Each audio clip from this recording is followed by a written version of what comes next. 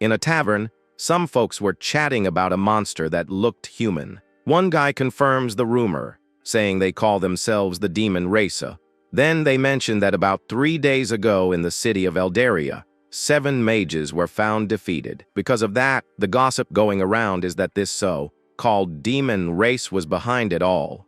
Hearing this, his partner wonders if this demon race is really that powerful. The older guy replies that the word strong doesn't even begin to describe them. They say they're as smart as or even smarter than humans and have more power than dragons. The kid wonders what kind of crazy monster would go around hunting mages. And the other says he has no idea, but according to the rumors, they're actually after one specific human. Meanwhile, in another corner, a mage slaps a guy and calls him a creepy old man. The slap sends the man falling to the ground, completely surprised and confused about what just happened. The mage, Amila, accuses him of using the medical treatment as an excuse to touch her. The healer then apologizes to the girl for what just happened between them. The healer, Sotel, defends himself, saying it wasn't his intention and that the wound was from a tricky poison. A blonde partner asks Amila if she isn't overreacting a bit, and she questions him. The swordsman Radian says that's enough, and the thief Sierra tries to calm everyone down. Then Radian says this is all a waste of time, and that just looking at the healer's face annoys him. The healer then agrees with what he said, looking very sad and down. At that, the blonde guy tells the old man to leave, since he's no longer useful, and throws his payment. The bronze coins scatter all over the stone street floor. The group then turns their backs, but Sotel asks them to wait just a minute. The healer then asks if that's really all he's going to get his payment. You can see on the ground that the payment was just 3 measly coins. The group's leader replies that it's more than enough for the work he did. He even says that Sotel is just a deadweight healer who hides in the shadows. With that, the healer is left alone in the middle of the street, and the door closes in his face. Inside, people recognize Radian's group and start talking about them. They say they'll be moving up to S rank soon, and that their aura is super cool. Outside, the healer can only look at the closed door and let out a frustrated sigh. Suddenly, he feels a sharp pain and remembers he had forgotten about his own wound. He then uses a healing spell called Fairy Heal to quickly mend himself. After healing himself, he looks back at the building where the group just went in. He stands there for a moment, just looking at the few coins scattered on the ground. The man grits his teeth hard, showing all his anger about the situation. He then crouches down and starts to wonder what he's doing with his life. After thinking for a bit, the man decides to get up and straighten his clothes. Standing again, he seems to have finally made a decision about what he's going to do. Looking at the moon, he starts to wonder if he should quit this adventurer life. But he lets out a laugh and says he's just kidding, as he can't give up that easily. He shakes it off and says that dwelling on things that won't change leads nowhere. With that, he decides he's going to drink until he drops tonight, because just thinking about money is too boring. Suddenly, as he was walking, a strange purple energy quickly surrounds him. He feels a very strong impact and puts his hand on his chest, feeling a horrible pain. Very confused, the healer looks down, not understanding what's happening. Then he notices a lot of red coming from his stomach, and that his clothes are stained. With wide eyes, he clenches his teeth in pain and surprise from the sudden attack. He looks at his own hand, all covered in red, and wonders what this is. Then, a mysterious voice comes from the darkness and asks if he happened to miss the attack. Injured, the man senses the presence and realizes it's not a normal human. He sees a shadow on the roof and realizes it's a monster with strong magical power. The power he feels is very sinister and heavy, much stronger than a simple S rank. The creature introduces himself as Zaun, the 3rd servant of the demon king of the demon race. With a very wicked smile, the demon says he finally managed to find him. He calls the healer by name and says that by order of the demon king, he's here to finish him. The healer wonders why a demon knows him and why he's the target. The demon then launches a very strong attack of purple energy toward the man. The healer manages to defend against the blow, but still feels the impact of the magic. Very quickly, he uses another healing spell on himself called Angel Heal. The demon is shocked by the incredible speed he uses to cast spells. The healer then ironically thanks him for the compliment he received from the enemy. Right after, he prepares for a new fight and gets into a battle stance. He runs toward the demon, trying to counterattack and defend at the same time. The creature of darkness warns him not to hold back, as it could all be over very quickly. The healer notices the demon's intent to finish him as real, and he really wants him gone. He wonders what kind of bad joke this is, receiving an order to be taken out from the Demon King. The demon gets very confused by the question the healer just asked. The creature then asks if it's possible he doesn't know about his own power. The evil being starts laughing hard and says this situation is a work of art. He reveals that the healer has a skill that only appears once every 1,000 years. The man is completely shocked and yells out, not understanding anything the demon is saying. In the blink of an eye, a red attack flies right at him with full force. The blow hits him head on, causing a lot of red to spray everywhere. The demon explains that if they let him live, this power would become a threat to them. Lying on the ground and badly injured, the healer starts to fade out. The creature says goodbye and mentions it was lucky to catch him, and Sotel can't move. He looks at his own body on the ground in a red puddle and can't believe what he sees. As he passes out, he wonders if this is how it ends, and his memories start to flood back. In his memories, he sees his old teammates in a moment from the past. Another memory shows him fighting in a dark dungeon, surrounded by many creatures.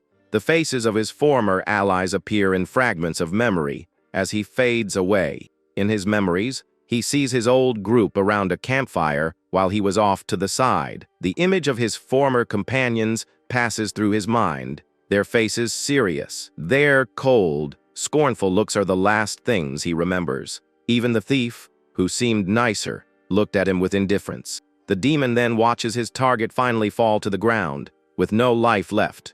The healer thinks to himself that his life was truly a huge waste. With one last sad sigh, the man finally closes his eyes for good. But suddenly, he finds himself in a very calm place with a beautiful forest and a river. His eyes open, and he realizes there's something very different about his body. He looks around very scared, not understanding where he is or what happened. The young man quickly stands up and notices he's now in the body of a younger guy.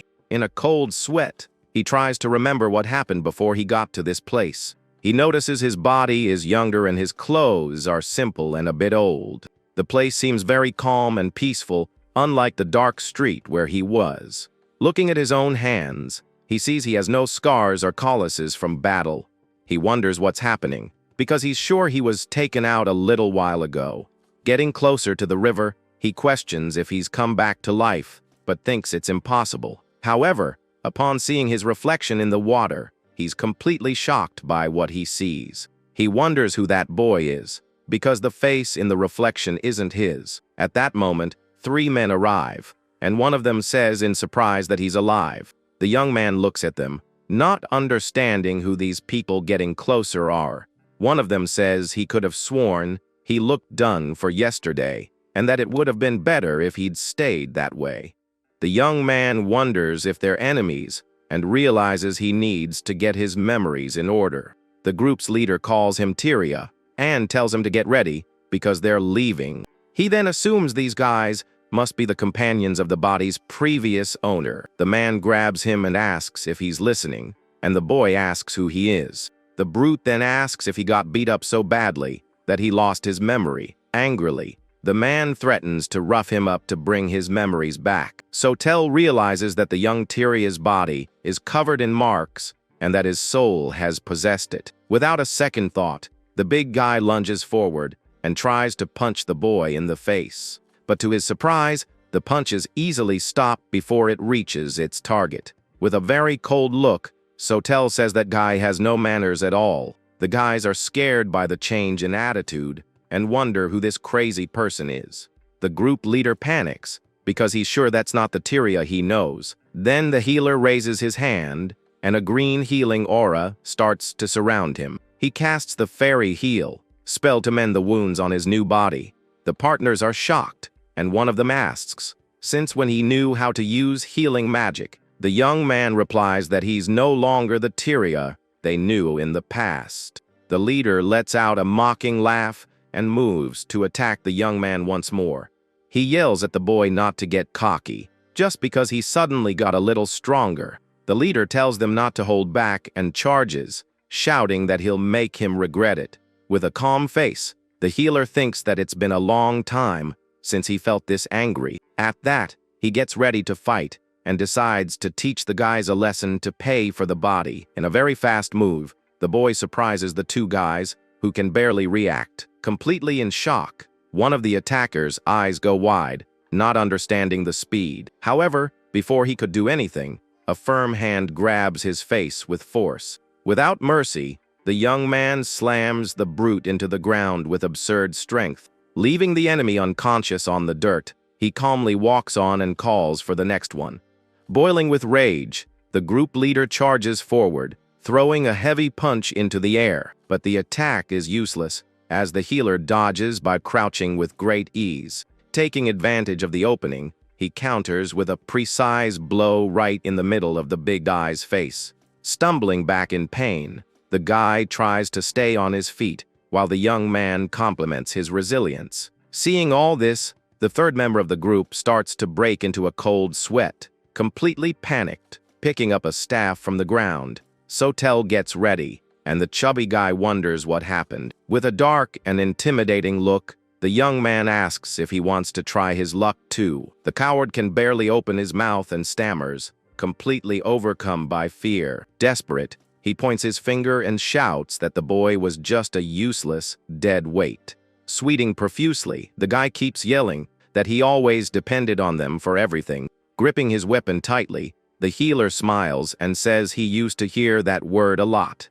Overcome with rage, the chubby guy raises a wooden club and goes on the attack. Sotel defends himself, stating he survived many battles as a real adventurer. With a swift move, he uses the staff to deliver a powerful leg sweep to the enemy. The blow hits the guy's face hard, making his teeth crack from the impact. Coldly, the young man says that using force without thinking is nothing more than a tantrum.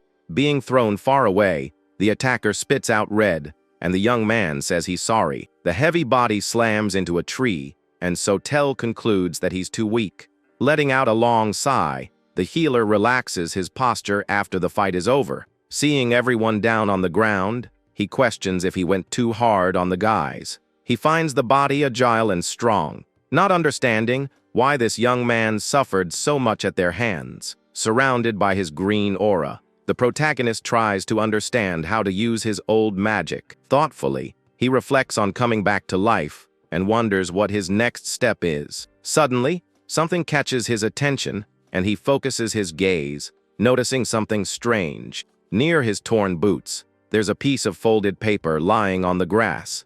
Bending down, he picks up the paper from the ground to check what that document was.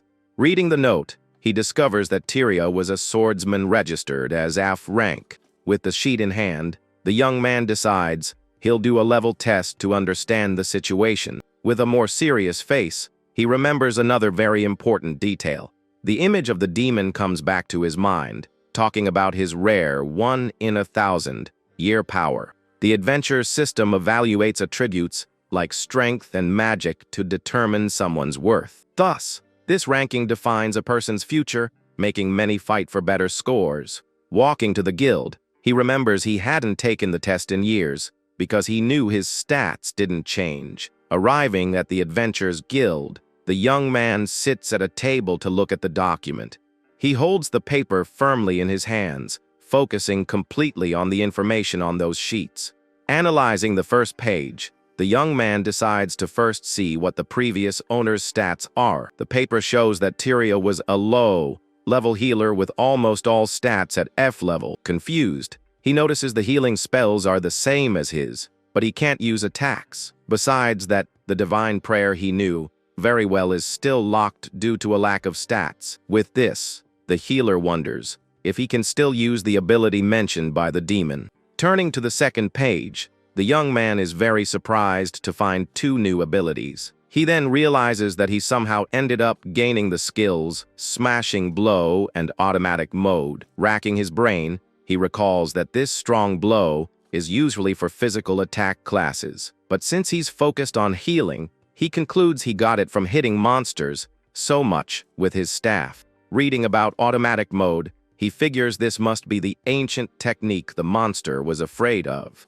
Scratching his chin, the young man realizes that just reading the test results won't help him. So, he concludes it would be better to take a real mission to test the skill in practice. Suddenly, Sotel hears familiar voices and sees his old leader complaining that someone wasn't there.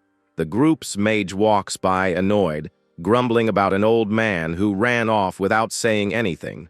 Breaking into a cold sweat seeing the scene, the protagonist panics because he forgot about his old team. The blonde leader mockingly states that losing a useless guy like him wouldn't make a difference. The thief even shows some concern for the old man, but the cruel mage tells her to ignore it. Hearing that, Sotel glares at his former partners, and the leader asks what he's looking at. With an arrogant expression, the blonde warrior warns in a threatening tone that they're not a circus.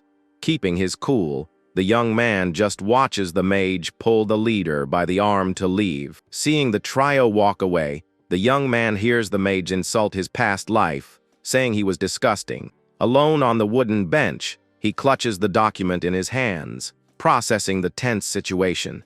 With trembling lips and a lowered gaze, the healer feels the weight of the cruel words. Letting out a dry laugh, he finds it very bizarre that he wasn't recognized. Completely silent, the young man lowers his head, carrying a mix of sadness and disappointment. He then goes back to looking at his stat sheet, focusing on the name Tyria and the healer class. In his thoughts, he remembers the 3 cowardly brutes who tried to beat him up. In addition, the familiar faces of other adventurers from the guild also appear in his mind. But what shocks him most is knowing that his old team walked right past him without noticing his soul. With this, a flame of hope ignites, and he wonders if he's been given a chance to start over. In his memories, he sees himself in the past, carrying that heavy staff after giving up on himself. He recalls how he used to bow his head to those arrogant trash just to make money. The image of his old face forcing a smile reveals how much of a waste that life was. But now, with a new determination in his eyes, the healer decides everything will be different. Clenching his hands very tightly, the young man completely crumples the attribute paper. Getting up from the bench suddenly, he affirms to himself that he can put an end to that now. In the distance, we can see a view of a giant city surrounded by walls in a forest. He then takes an E-level mission to defeat 30 wolves and soon finds a beast. Without wasting time, the boy charges forward, landing a heavy blow with his staff on the creature's head. With a determined and bright look, he decides to activate his new ability on the animal. He uses the smashing blow technique, hitting the wolf with brutal force, knocking the enemies away. The young man repositions himself, stating he'll do it again. Once more, the smashing blow comes into play, landing a direct hit on another wolf that was attacking him. Looking at the fallen monster, he finds the technique very useful and regrets not taking the test. Suddenly, a green aura appears, and he feels his power increase as the skill levels up. But soon, 3 beasts run angrily toward him, making him focus completely on the fight. Smiling confidently, the protagonist says it's time for the main event. He then extends his hand forward, activating the powerful full automatic mode on the pack. However, nothing seems to happen, leaving the healer standing there, very confused by the situation. Taking advantage of the opening, one of the wolves quickly leaps and bites the young man's arm hard. In a reflex, his body moves on its own and lands a powerful punch on the beast's face. Scratching his head, he tries to understand why the magic isn't working as he thought.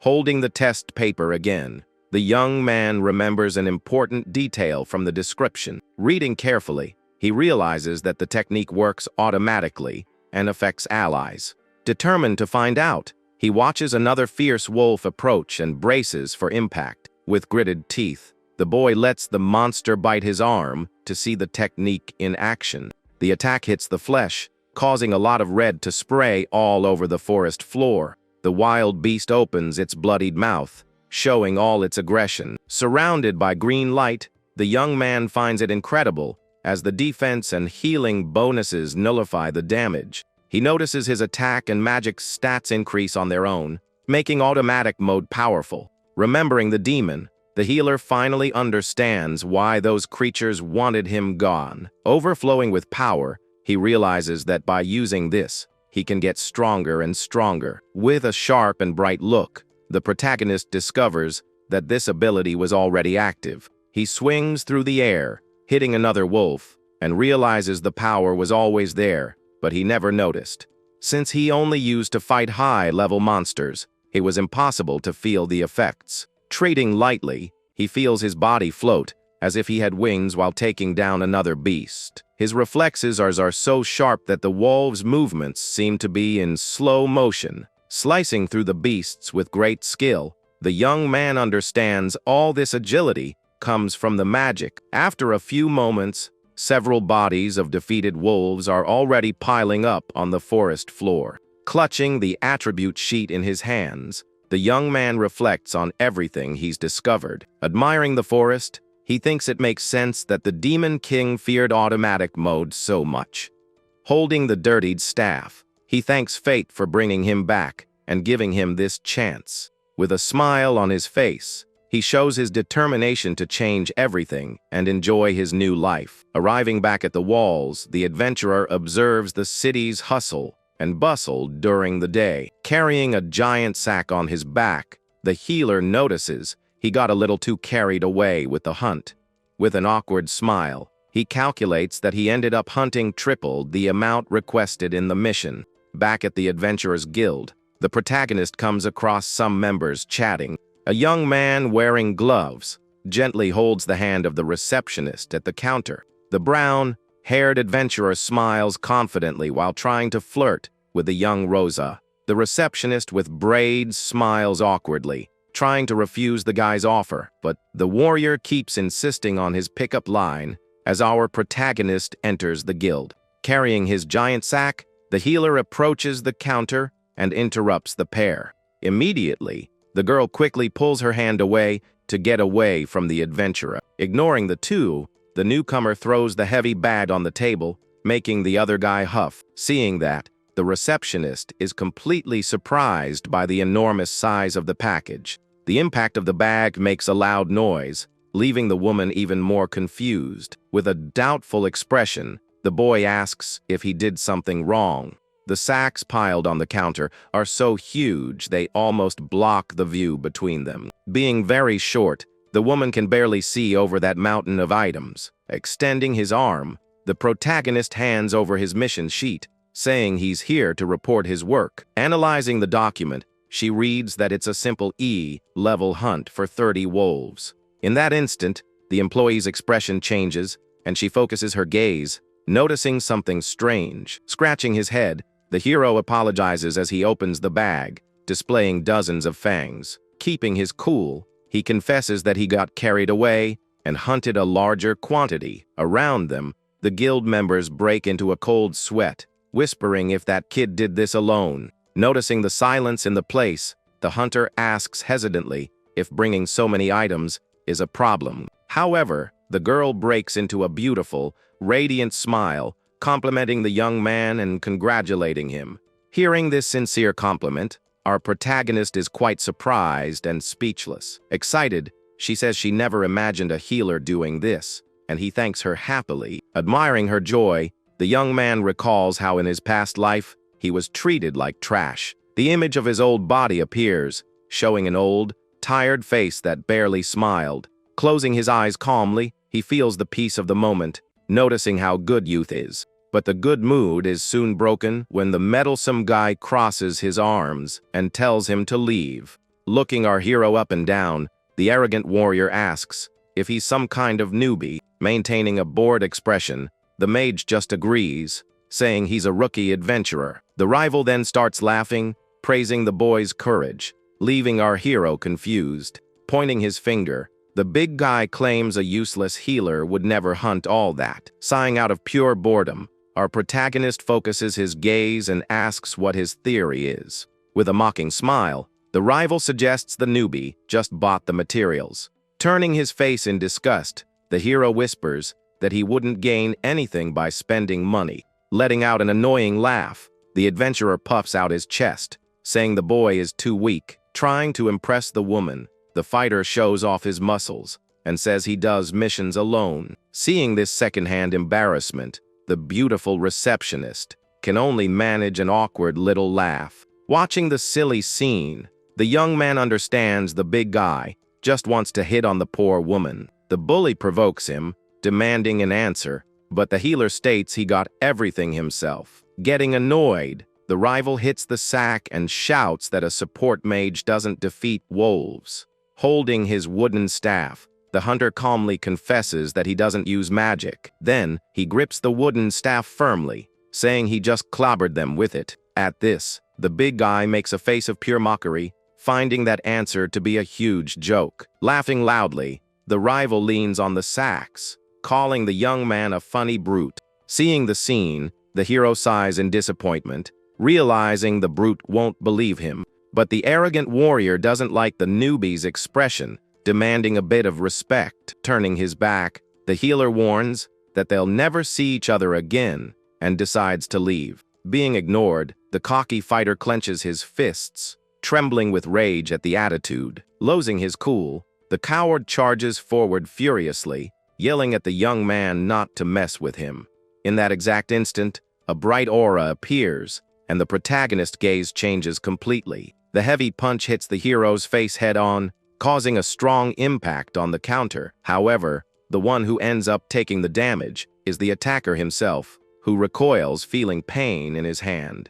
The coward holds his injured arm, screaming in despair, while the newbie is unharmed. In a cold sweat and with gritted teeth, the big guy insults the young man, feeling his hand is broken. Showing his completely bruised knuckles, he demands to know what the boy did. Scratching his face, the hero calmly states that his defense bonus activated by accident. Soon, a very bright green light covers his head, revealing his magic at work. A panel then appears, notifying him that his automatic ability just leveled up. Watching the fight, the other guild members comment that the coward's fist broke. The warriors mock the scene, calling the rival pathetic for getting beat by a healer. Hearing those insults, the cocky fighter grinds his teeth, feeling shame take over. Overcome by uncontrollable rage, the brute decides to pull his sword from its sheath. Gripping the weapon firmly, he glares at the protagonist, showing that the fight is now real. Without a second thought, the warrior charges furiously, stating he won't forgive him. Keeping his eyes very cold, the young man analyzes the opponent's stance, predicting the attack. With extraordinary agility, the newcomer easily dodges the swift blow.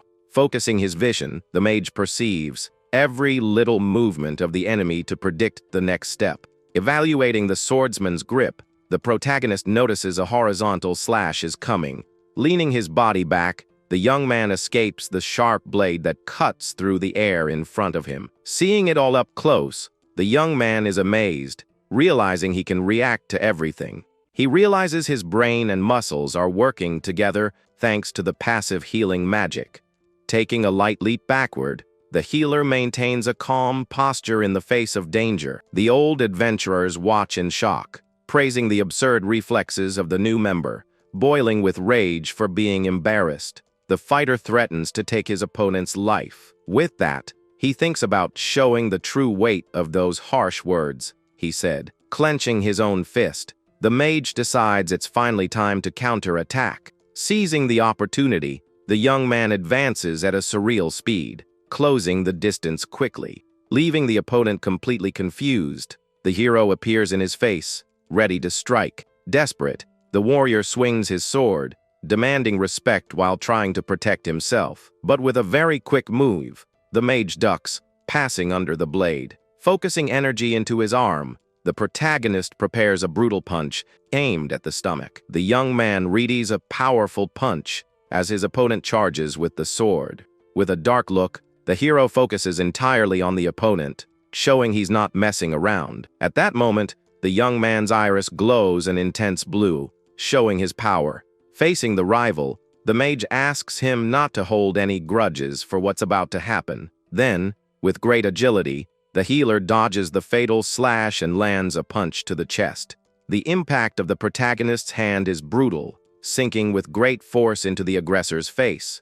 Feeling the terrible pain, the fighter's eyes widen, and he spits out saliva, losing all his breath. With that, the swordsman's body is launched far away, flying across the hall with the force. The brute collides violently, destroying the shelves and kicking up dust. Standing in place, the hero is very confused and wonders what just happened. Watching a broom fly by, the young man questions if he put that much force into the blow. Surrounded by a dark aura, he considers if he activated a new ability, but no. Surprised, he looks at a magic screen, noticing his physical attributes have increased. Along with a falling bucket, the panel displays that his entire class has leveled up to E. At the same time, the aggressor's heavy steel sword falls, sticking into the wooden floor. Seeing that absurd scene, two guild members are frozen in shock. At the back of the hall, the cocky warrior falls defeated while everyone watches in silence. In a cold sweat, our hero senses the tense atmosphere and tries to think of a way to escape.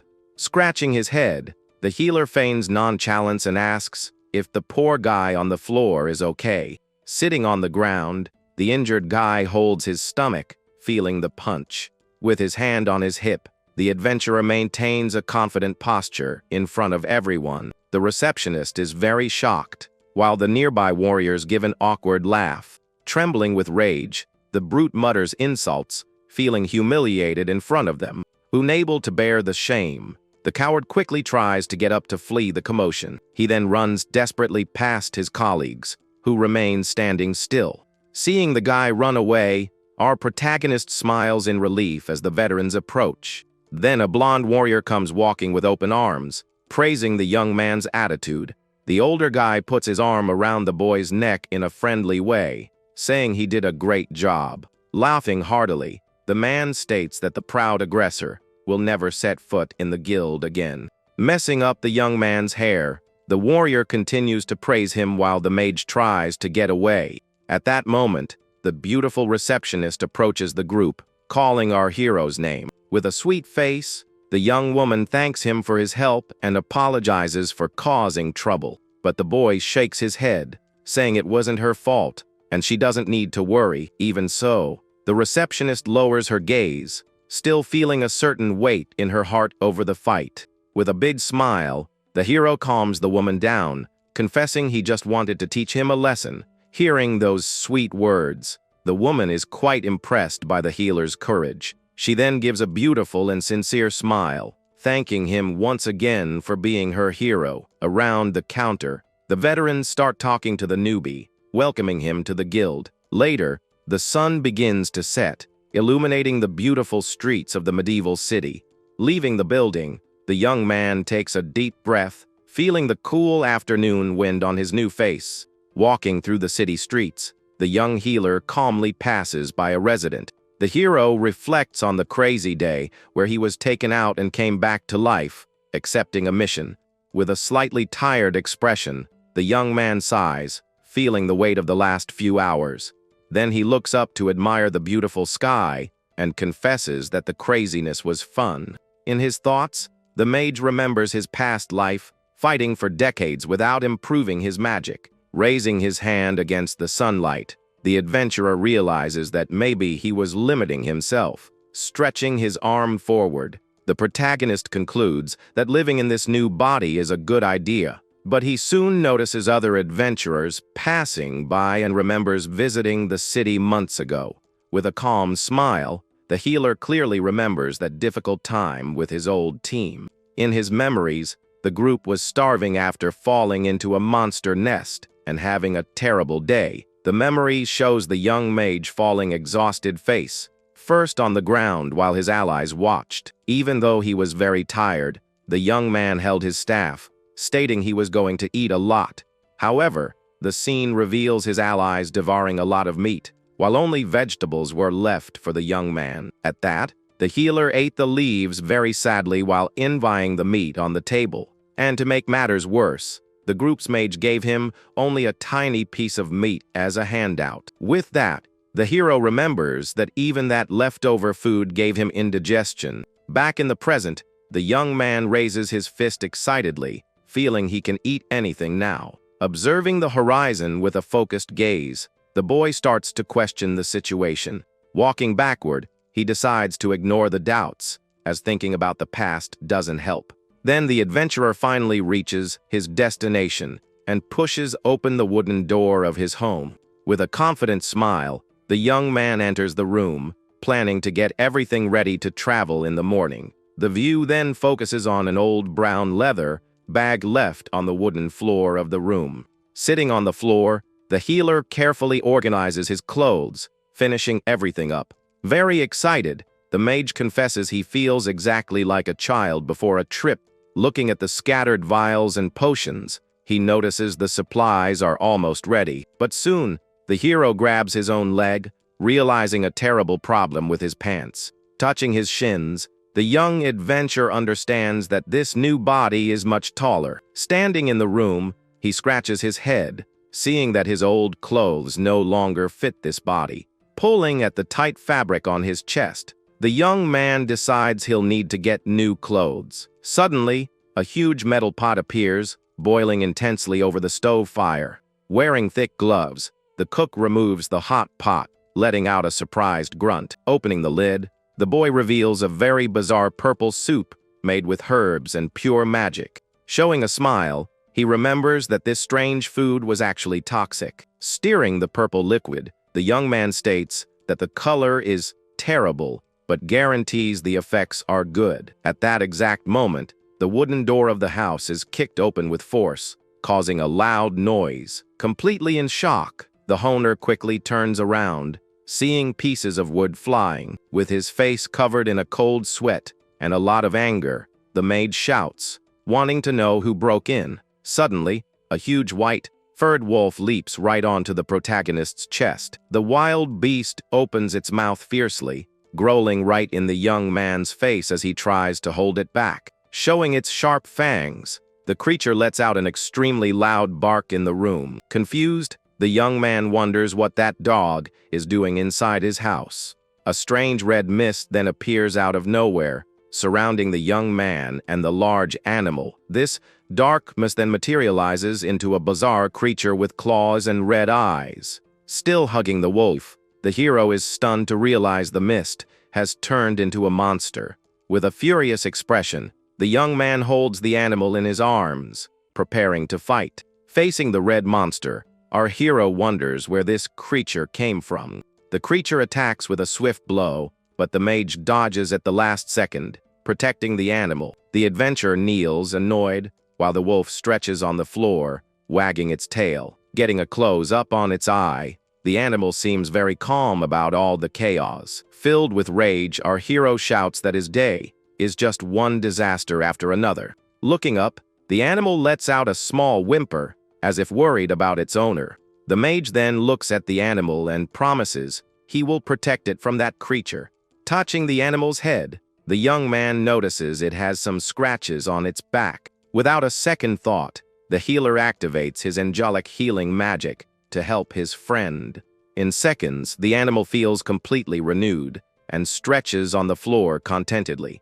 Seeing the animal well again, our hero flashes a very confident and satisfied smile. Standing in front of the wolf, the young man decides he needs to end the fight as quickly as possible. The dark creature releases a huge amount of red energy, preparing to attack. With great firmness, the young man holds the handle of his tool as if it were a weapon. Then the mage uses his tool to bat away one of the creature's energy tentacles. The adventurer successfully defends against the attack, while the white wolf watches from a distance.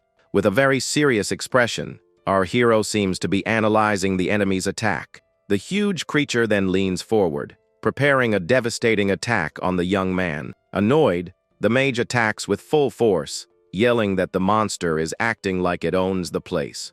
With a precise blow, the protagonist hits the creature head-on, causing a huge impact. The gardening tool passes right through the monster's shadowy body without difficulty. The creature's body dissolves into pure dark energy after being hit by the blow. But in an instant, the creature completely regenerates, staring at the young man with red eyes. Dodging another attack, the hero grumbles that this creature is much more annoying.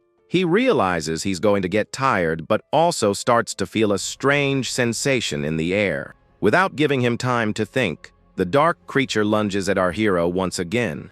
With a focused gaze, the young man notices something strange about the creature's attacks. The monster's attack leaves a very visible impact mark on the wooden floor of the house. However, our hero notices that the hole caused by the blow is very shallow for a monster. Suspicious, the mage wonders why that creature seems to be holding back in the fight. Frustrated with the situation, the young man decides to attack with all his strength at once. But the creature is faster and lands a direct hit on our protagonist's shoulder. With the impact of the blow, the young man grits his teeth, feeling a sharp pain in his shoulder. Suddenly, a blue light starts to shine, and his automatic healing ability activates. Watching the wound close, the mage thinks that this ability is really useful. With that, the dark energy spreads across the floor as the creature regenerates. Letting out a terrifying roar, the red creature shows its sharp claws to the young man. Facing the creature, the protagonist notices that the healing magic had some effect on it. He then wonders if these creatures are weak against his healing powers. The dark creature charges again, preparing a swift blow against our hero. The young man defends against the creature's blow as pieces of wood fly around the room. He decides there's no time to think, and will find out the truth by trying it himself. The mage then conjures his fairy heal magic and shoots it directly at the creature. Engulfed in the blue light, the monster seems to scream in pain as it's hit by the magic. Seeing the result, the young man celebrates for hitting the monster's weakness head-on. The creature seems annoyed by the attack and prepares to retaliate with more force. The young man then spins his body and prepares a new blow with his gardening tool. Using fairy heal again, the young man lands a devastating blow on the creature. The protagonist advances with agility while preparing another healing attack on the creature. With a determined look, the healer continues to deliver healing blows to the monster. The adventurer lands another powerful blow on the creature using his tool. Channeling all his energy, the mage prepares to deliver the final blow to the creature. With a focused look, the young man shouts that he will finish the fight with the next attack. He then jumps and uses his angelic healing magic, creating a magic circle on the ground. Hit head-on by the magic, the red monster is unable to react to the powerful attack. With that, the creature dissolves into dark energy after the powerful healing blow. Alone in the room, the young hero pants a little as he recovers from the intense battle. With a drop of sweat on his face, the young man is surprised by the outcome of the confrontation. Holding his tool, he goes to the door of his house and observes the sky outside. The mage finds everything very bizarre, as the monster left no trace behind. He reflects that it was the first time in decades he had seen a monster weak to healing. With that, the healer enters the house again and closes the wooden door behind him. Suddenly, the protagonist feels dizzy and brings a hand to his head, feeling a bit lightheaded. The young man then wonders if he overdid it a bit with his mana usage. Looking at his hand, he perceives a strange sensation and notices a green aura on his body. He sees that his abilities have leveled up and thinks his growth is too fast. The mage wonders if the body's former owner had some special ability. The young man then turns and notices that the small white wolf is staring at him intently, and with that, we focus on the animal, which is watching the protagonist with great attention. The healer then approaches and asks the animal not to be so defensive. Extending his hand to the wolf, he assures it that everything is okay now and there's no more danger. The animal slowly approaches and touches its paw to our hero's outstretched hand. The protagonist is very surprised by the wolf's reaction as it opens its mouth to speak. Suddenly, the animal questions the young man, stating that he is not the true owner of the body. The wolf then asks the young man why he looks like Tyria and where Tyria is. Completely in shock, the young man can't believe the dog just spoke to him. The animal growls furiously, demanding to know what he did with Tyria. The young man is confused and asks if Tyria was the former owner of this body. With its paw on the floor, the wolf seems to understand our hero's situation. Baring its teeth, the creature accuses the young man of having stolen the other's body.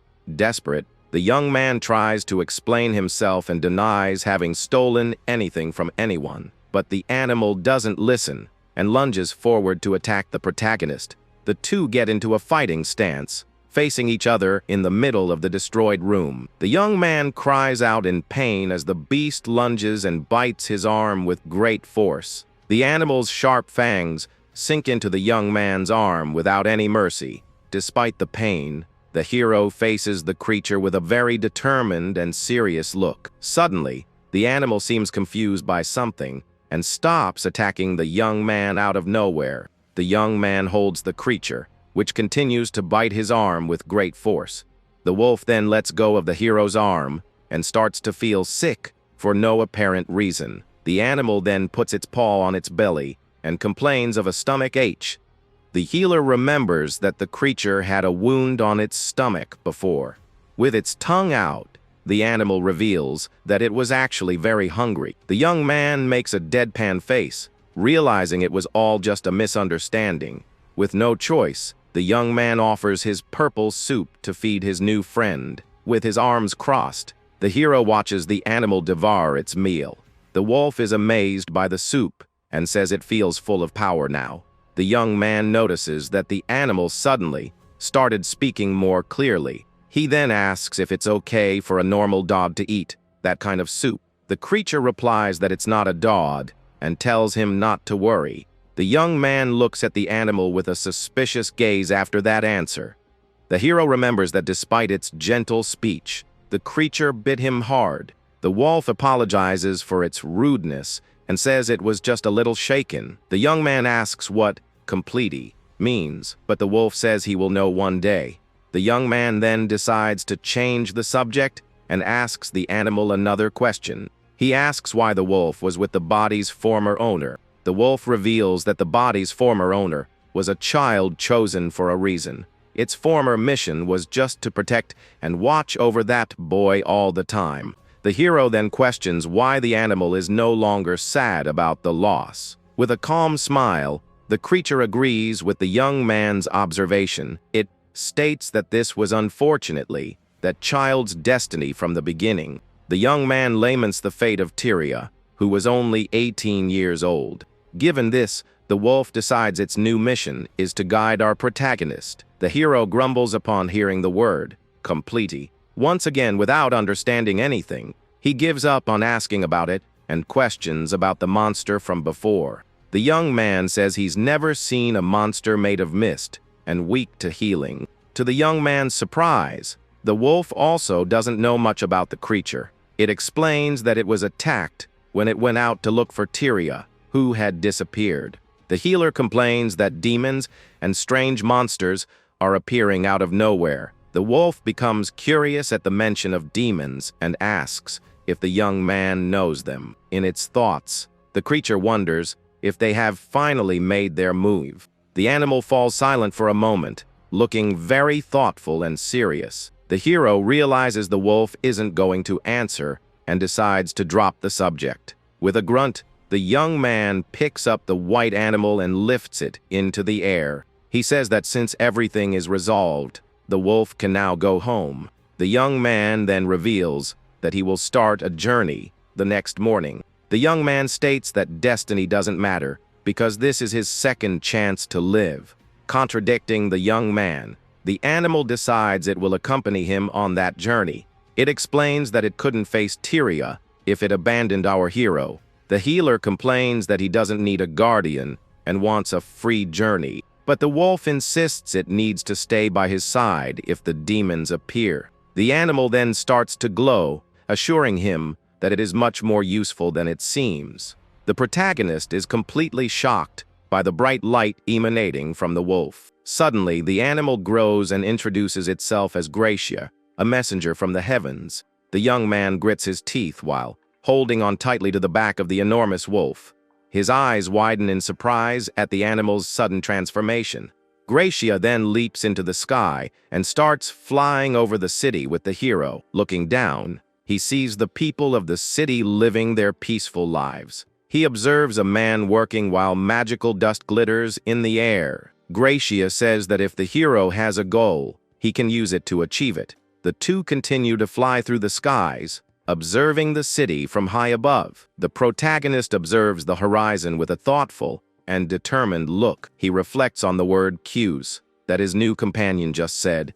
That word reminds him of his past life and how much he disliked it. He recalls a former ally who always took advantage of his kindness. He then remembers an unfair contract he was forced to accept before. The hero thinks that mastering this contract could spice up his new life a bit. With a confident smile, he agrees and says he will use the wolf without hesitation. Gracia then asks for their destination, and the young man reveals he plans to go to Bardalia. The wolf recognizes the name and comments that it's a very lively city. The young man also reveals that he wants to visit Filialka, the legendary city of fairies. He confesses that he likes the city's Lumina figures, and the wolf finds that strange. The adventurer agrees, but reveals he has other, more important plans first. His wish is to drink sake and eat greasy meat skewers on his journey. In addition, the young man wants to enjoy all his hobbies to the fullest in this life. With a smile, he affirms that he will reclaim all the small joys. At that, the duo finally arrives in the bustling city of Bardalia.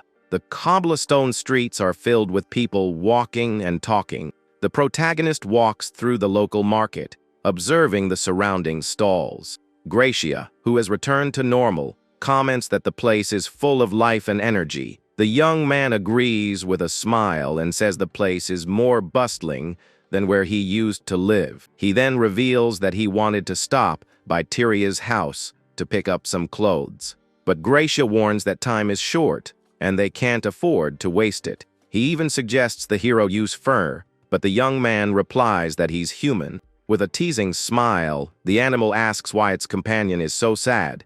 Gracia then points to a shop and asks if that's where the young man wanted to go. Nodding, the young man opens the wooden door and enters the place. He finds it strange because the place is dark and an old woman is sweeping the floor alone. The woman then turns and apologizes, informing him that the shop is closed today. The young man is visibly disappointed, and a blue aura appears around him. With a sad sigh, he lowers his head, looking very upset.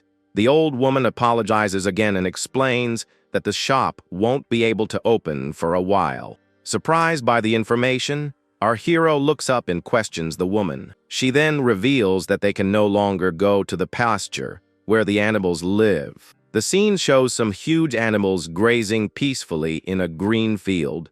The reason is that a shadow dragon has settled in the cave that leads to the pasture. Completely shocked, the protagonist repeats the word dragon in disbelief. The old woman then bows her head in a gesture of apology for the bad news. Our hero and his canine companion exchange a very worried look. Outside the shop, the young man thinks that not only is it a dragon, but it's a variant. Gracia comments that the young man has no luck, as his journey is already blocked. At this, our protagonist clenches his fist tightly, seemingly making a decision. With a determined look, he reveals that he's thinking of defeating the dragon. Gracia is stunned by the idea and asks if his companion has gone crazy. The wolf explains that dragons require a high-ranked party to be defeated.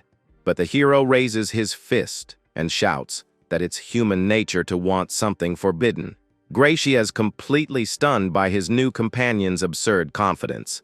He then asks what the chances of victory are, and the young man replies that they're not zero. The young man explains that the dragon uses poison, so his healing magic will be very useful. Gracia then suggests the young man just swing his staff as he always does. But the hero says that's difficult because its scales are harder than a rare metal. The adventurer reveals that a long time ago, he fought against normal dragons. However, he remembers he was just a human shield and had a terrible experience. The wolf is a bit confused by his journey companion's revelation. With a smile, the young man says he is much older than he looks to the animal. He knows the chances are low if he just attacks head-on without a plan. Therefore, the priority now is to get weapons and armor for the fight. The young man says his goal is to get armor and clothes, and Gracie agrees. With that, the adventuring duo arrives at a very old weapon shop in the city. The protagonist opens the door and is greeted by a bald man who welcomes him. Straight to the point, the young man says he's going to hunt a dragon and asks for equipment for the mission. The shop owner is completely shocked by the absurd request from the young adventurer. He then tells the young man to give up and go play in the park with his little dog. Gracia gets annoyed, but the hero holds him back and apologizes for his friend's attitude. The young man assures him there's no problem, because he actually has a lot of money saved up. To prove it, the young man places a huge bag of gold coins on the counter. The shop owner's eyes widen, completely shocked by the amount of money. With trembling hands, the man takes the bag of coins while Gracia growls at him. His expression of astonishment is evident as he feels the weight of all that fortune. Upon opening the bag, he sees a mountain of gold coins and shouts in disbelief. He picks up one of the coins and examines it carefully to make sure it's real. The pure gold coin shines in his hand, confirming the young man's great wealth. Suddenly, the shop owner becomes very excited and apologizes for his earlier rudeness. He then starts showing various expensive pieces of equipment and recommends a magic staff. The young man smiles, thinking it was a great idea to hunt monsters to save up money. Excited, the seller shows a powerful spear to his new wealthy client. But our protagonist's gaze focuses on another item in that large shop. The shopkeeper then picks up an old sword that seems to be slightly damaged. The young man's eyes sparkle upon seeing that specific weapon displayed on the wall. A long, shiny sword catches the hero's attention among the other weapons. The young man picks up the weapon, and the seller praises his good taste in choosing swords. He explains that the sword uses a rare ore and is a great recommendation from the shop. The adventurer analyzes the blade, feeling the magical energy emanating from the weapon. The seller comments on the magical conductivity and asks where the young man is from. He says he's never seen him around and notices that his clothes are well kept. The young man decides to buy the sword, and Gracia questions if he can use it. The young man replies that he's never held one before and says it was a former ally's weapon. But with a big smile, he says the sword is cool, so he's going to buy it. Gracia then tells him to do whatever he wants, as it's his money after all. With the sword in hand, the young man turns to leave and smiles at the shopkeeper. The scene then cuts to a mountain full of trees and dense vegetation. At the entrance of the cave, the duo comes across several puddles of purple poison on the ground. A green aura protects him from the poison, and he comments that the place is worse than the rumors. Gracia comments that the automatic healing effect is being activated non-stop. Wearing his new armor, he pets the wolf and asks if the creature is nervous. The hero smiles confidently and reveals that he's actually very excited for the fight. The wolf replies that's good and reveals it has high expectations for the combat. With that, the young man says they should go, and the duo faces the dark entrance of the cave. Gracia thinks about the power they were seeking a long time ago. The animal speaks of the true identity of the legendary one, in 1,000 years ability. Gracia wants to verify the true essence of this power during the dragon hunt. The scene then cuts to a flashback that takes place 2 years before that moment. We see a huge dragon with red eyes and sharp teeth facing its opponents. Our protagonist in his past life and his group fight against the enormous beast. The healer uses his magic to heal the wounds of one of his allies. He uses angelic heal to help the white-haired warrior who was injured. A blonde adventurer then runs at high speed during the combat with the dragon. Meanwhile, the pink-haired mage with glasses prepares a large magic attack. The mage fires an explosion at the creature, while the blonde warrior attacks its head. However, the creature seems unfazed by the attacks and glares at them angrily. The blonde man gets frustrated upon realizing his attacks aren't working. The healer realizes that if they continue like this, they will end up losing the fight. Therefore, the group's mate shouts for everyone to retreat from the battle for now. However, the group's leader gets angry and questions the decision to retreat now. Angrily, he stomps his foot on the ground and refuses to follow the order to retreat. The man then stands in front of the healer with a very suspicious look. The group's leader grabs him by the collar and shouts for him to be useful in the battle. With that, he throws the healer towards the enormous and dangerous dragon. The white-haired warrior watches the scene with an indifferent expression. The pink-haired mage smiles to the side, as if she had expected this from the leader. The healer falls and gets stuck on the ground, not understanding what is happening. With his face pale with fear, he looks up, completely in a state of panic. The enormous beast roars in front of him, preparing to devour him in a single bite. He then uses angelic heal on himself to withstand the monster's attack. The young man continues to heal himself while facing the giant beast right in front of him. Desperate, he also drinks several potions and uses fairy heal to stay alive. Back in the present, the protagonist and Gracia continue to stare at the cave. He remembers the horrible feeling of getting sick from drinking too many potions in the fight. The young man recalls that he couldn't sleep and that they won by going through a terrible ordeal. He asks if Gracia is sure, and the wolf says it won't repeat its mistake. The young man understands his new journey companion's determination. With that, the adventuring duo enters the cave full of poison and dangers. The purple poison drips down the walls and forms dangerous puddles on the floor of the place.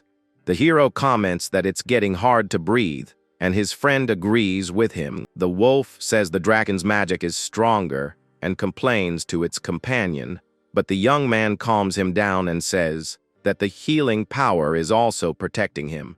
He then remembers the description of the ability that affects the allies he knows. Gracia gets excited with the news and says it believes in our protagonist. The duo continues their journey through the cave, while the poison pulsates around them. Suddenly, the two stop walking and look ahead with a serious air. Gracia is completely shocked by what it sees approaching them in the darkness. The hero shouts for his friend to be careful as a purple ray passes by them. The young man uses his staff to deflect the attack, and Gracia is thrown aside. The dragon's poison-covered tail spins in the air with absurd speed. Finally, the shadow dragon emerges, covered in a purple, poisonous slime. The creature glares at them with its bright eyes and an expression full of hatred. Our hero analyzes his opponent with a serious and very focused look. His eye reflects the image of the enormous monster he needs to defeat in that place.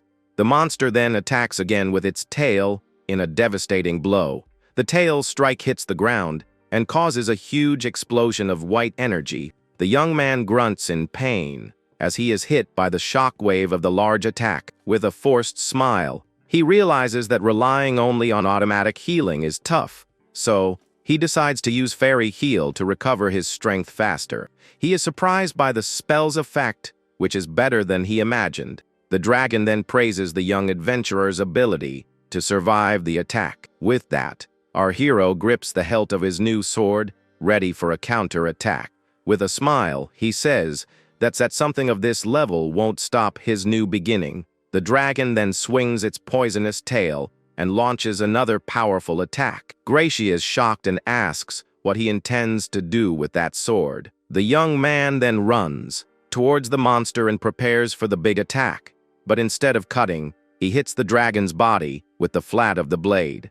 His kind friend is completely confused by the hero's strange strategy. The attack has no effect, and the creature roars in anger without a single scratch. The wolf shouts that it's obvious it didn't work, but the young man just laughs at the situation. The beast then opens its mouth and begins to prepare a poisonous breath attack. With that, a blast of toxic green gas is fired towards our hero. The young man faces the attack with a focused look as if he were expecting it.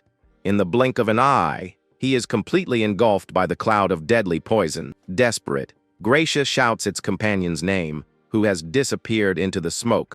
The green smoke covers the entire area, and the young man's fate is uncertain for a moment. But suddenly, the wolf flashes a confident smile, as if it knew something. The smoke dissipates, and the hero is standing without a scratch, sword in hand. Gracia asks if he used healing magic to cancel the dragon's breath. The young man observes his shining sword and comments on the activation speed. The sword's blade emanates a bluish aura full of pure, magical power. He wonders if the weapon is absorbing his magic and finds that incredible. His companion runs to him and asks if he's okay, and the young man confirms.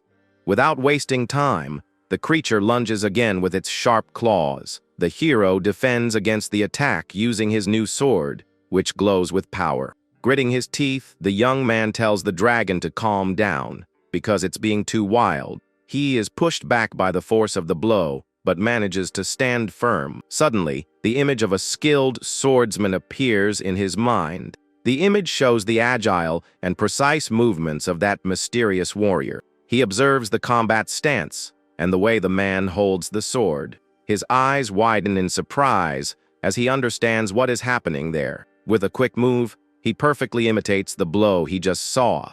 Gracia is completely stunned by its companion's sudden skill. He then wonders if his body is remembering the movements on its own. The young man dodges another attack from the monster with surprising agility. He then prepares for a counter attack with a professional stance. The hero smiles as he realizes he has seen that attack pattern before. His eyes shine, and he charges forward with his sword emanating an intense light. In a single, precise blow, he manages to separate the dragon's head from its body. The body of the enormous creature falls to the ground lifeless, ending the great battle. Our hero then stands still with his sword in hand, observing the victory. He closes his eyes and seems to finally understand the origin of this new ability. Tyria's will still remains in the body, even after all this time. He remembers that the body's former owner was an F-rank swordsman. Upon holding the sword, he feels the presence and feelings of the young man. He then speaks to Tyria and faces the defeated dragon on the cave floor. A purple creature with glowing red eyes glares angrily at its opponent. At that, a knight in a white cape prepares to face the enormous winged monster. With a determined look and glowing blue eyes, he seems very confident of victory. Then the large creature lets out a roar of surprise, as if it had been hit. The swordsman is shocked by the dragon's speed as it moves quickly. From a distance, a white wolf watches the fight between the man and the monster, and from its confident smile, the animal doesn't seem worried about the outcome. But the dragon charges forward, ignoring the warrior who asks it to wait a moment. In an instant, the creature snaps up the white wolf that was just watching. Right after, the monster takes its prey inside a dark cave. However, the wolf doesn't give up and manages to strike the dragon with its claws. With that, the creature is thrown far away, feeling the strong impact of the blow. The white animal is injured but continues to face its opponent with great fury. It carries a large barrel on its back, while growling at the enemy. Then the wolf lets out a fierce growl, showing it won't give up easily. At that moment, it leaps into the air towards the dragon, which watches it from above. From the ground, the protagonist looks up at the sky, shocked by the scene he's seeing. He then desperately shouts the name of his canine companion, Soteru, but the wolf replies, telling them to go all out against the enemy. Then, the knight mounts his partner, and they charge forward together through the skies. While flying, the hero says the sky doesn't just belong to that arrogant dragon. He uses a healing spell to treat the injuries Soteru suffered. The duo then begins to chase the winged creature as it tries to escape them. As they get closer, the warrior readies his shining sword for a final blow. With a cry of fury, he charges with all his might to end the battle once and for all. He leaps from the wolf's back and prepares a powerful downward strike, and with that, the sword pierces the dragon's back, causing massive damage. The monster billows in pain, and starts to fall towards the ground without resistance. In the air, the hero and his partner watch the fall of the enemy they defeated. Soon after, a loud splash is heard as something hits the river. Still in the skies, the knight smiles, satisfied with his victory. Back on solid ground, he observes the bodies of the defeated dragons in the water. The young man sits by the riverbank, looking exhausted after the intense combat. At that moment, his wolf companion Soteru approaches to stay by his side. Looking at his sword, he thinks to himself that he finally managed to defeat it. With his own hands and his blade, he was able to take down the powerful dragon. He feels that the sword is familiar, as if someone's life were in it. Because of that, he promises he will keep and take very good care of that weapon. After a brief rest, the swordsman gets up, ready to move on. He no longer considers himself useless, because now he has proven his worth by defeating a dragon. The warrior asks his companion if he's ready to go, and the wolf agrees. Then the young man thinks that in this new life, he will become strong and resolve his regrets. In that instant, a system window shows that his skill has leveled up to level 7. With a thoughtful expression, the white wolf seems to understand its master's determination.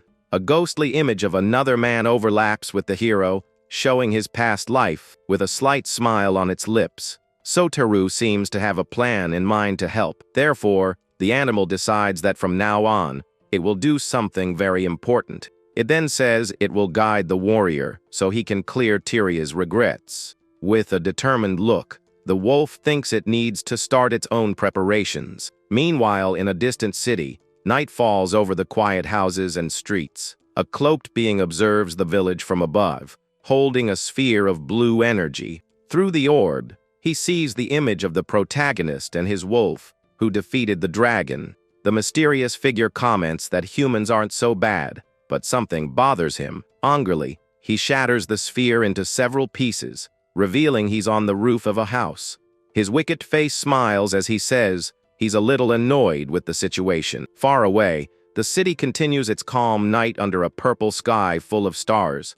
In a tavern, a wooden sign shows the establishment's name to customers. Inside, the knight and his canine partner are sitting amidst the hustle and bustle. A woman approaches them and starts thanking them repeatedly with a big smile. The young man is surprised by the amount of food that was served to them at the table. He tells her not to worry, as he did it because he felt like it, not for a reward. In addition, the warrior comments that everyone was very welcoming, including the so-called Glacia. The owner of the place explains that she was about to close the shop because she lost her livestock. Savoring the food, the hero and his wolf comment that it would have been a great shame. He then turns to the woman and thanks her for the meal and hospitality. With a gentle smile, she asks them to come back, as the shop can be even better. The protagonist smiles and says he's looking forward to seeing the place's full potential. The tavern remains busy as the duo enjoys their well-deserved rest and food. Even after eating a lot, the knight is surprised by the amount of food. Beside him, the wolf Soteru seems to be having a great time with the whole feast. The animal praises a roast, saying it's delicious, and immediately asks for more. His master hands him another plate, but warns him not to overdo it and eat too much. The scene in the tavern shows everyone having fun and eating peacefully after the danger. Later, the duo travels on horseback, under the moonlight through a landscape with a river. The young man confirms that their next destination is the city of fairies called Filiarca. He is going there to check out a big event of a figure named Lumina. Soteru doesn't seem impressed and calls the magic showy and impractical. But the warrior assures his friend that he'll like it as soon as he watches the show. Suddenly, something catches their attention, and they both have shocked expressions. They look ahead in astonishment and wonder what on earth is happening there. In the sky, a blonde archer observes the duo and lets out a sigh of surprise. They then descend and find the woman standing in a clearing in the forest. The young woman seems a bit nervous and embarrassed by their unexpected presence. With a worried expression, she tries to explain herself to the two newcomers. The starry night sky illuminates the scene, as the conversation continues between them. With her eyes closed, the girl desperately apologizes for what happened, but he tells her not to worry, because everything is fine and there were no problems. Relieved, the archer thanks him and says he was lucky to dodge so quickly. The warrior gives an awkward smile at the compliment. While watching her intently, his gaze is fixed on her as if he is noticing something important. As she holds her bow, he thinks that he has things to do quickly. The girl's hand grips the bow tightly, showing her dedication to training. He then asks if she has important things to take care of at that moment. Surprised by the question, the young woman looks at him, not understanding what he means. The young man tells her to forget it and gets ready to leave with his companion. However, he stops and looks at her with a serious and thoughtful expression. He remembers someone from the past as he watches her with a different look. Then the hero asks for a second of her attention, and the archer is confused. With that, he holds the archer's hand and notices the calluses from so much training. Then the warrior uses a healing ability to treat her injuries. The girl's hand is enveloped in a green light that completely heals it. She is shocked to see her hand healed and without any marks of injury. The young woman thanks him shyly while he watches her with a calm gaze. He warns her that pushing herself too hard can break her body and mind, and he asks if she thinks she'll get results by continuing in this state. The young man holds his own hand to show that he understands her feeling. In addition, he says that if she rests, her archery will improve. He figures she's a local since she's training right there. Then the warrior asks if she could show them the way, if it's not too much trouble. The archer seems thoughtful and a bit suspicious of the sudden request, but she smiles and accepts the request, thanking him again for the help with her hand. The hero then shouts in shock upon learning that the Lumina event was cancelled. He turns to the girl and asks in disbelief if that information is true. Lycia confirms and explains that the fairy princess can no longer perform. The young woman comments on his bad luck while the wolf seems very disappointed. She then pets the animal and says that he was also looking forward to it. With a smile, the girl tries to console the wolf, who seems quite upset. Lycia then asks if Sotel is a fan of figure skating on ice. She praises the delicate magical control and the beauty of the performances. The scene shows three fairies dancing gracefully amidst magical lights. Sotel smiles and says that the performance born from this is a true work of art. He continues to explain that the Lumina figure is a symbol of hope for him.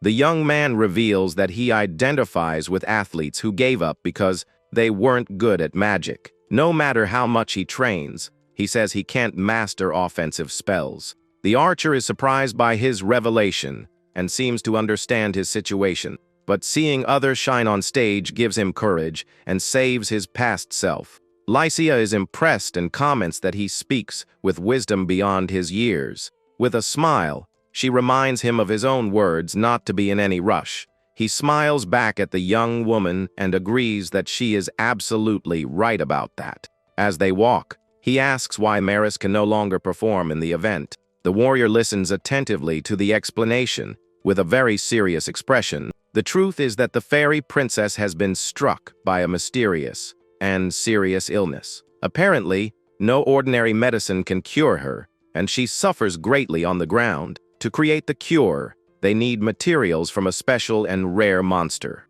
That's why Lycia says with determination that she will do something important for her friend. Sotel interrupts her and asks suspiciously what she intends to do alone. She confirms that she will go after the monster, even knowing it's a reckless move. With a sad look, she reveals that Maris is her one and only best friend. Moved by her loyalty, the swordsman says that she is truly very strong. He then asks what the material is, and she says it's a dragon's liver. The young man lets out a nervous laugh upon hearing the name of the item she needs. Lycia smiles and asks if he thinks the mission is a bit too reckless for her. At that, he offers a glowing pink organ, and the girl is completely shocked. With wide eyes, the archer can't believe what she's seen. He holds the dragon liver in his hand, leaving the young woman completely speechless. In the distance, the beautiful city of fairies glows under the night sky, and the full moon. Inside a room, Princess Myris suffers from red spots on her neck. Lycia then comes running to a house, where a woman is waiting for her at the door. The brown-haired woman seems calm and waits for the archer's arrival. She then comforts the girl, who kneels beside her, visibly shaken. With the liver in her hand and tears in her eyes, Lycia seems full of hope. Outside, the protagonist watches the scene through a hole in the room's wall. The brown-haired woman seems to notice that someone is watching them. The young man continues to peek with a serious expression, unnoticed by Lycia. He asks the woman if what she said about the cure is really true. She smiles at Lycia, who cries on her shoulder, and says that it's wonderful. As the archer cries with relief, the hero watches everything from the bedroom door.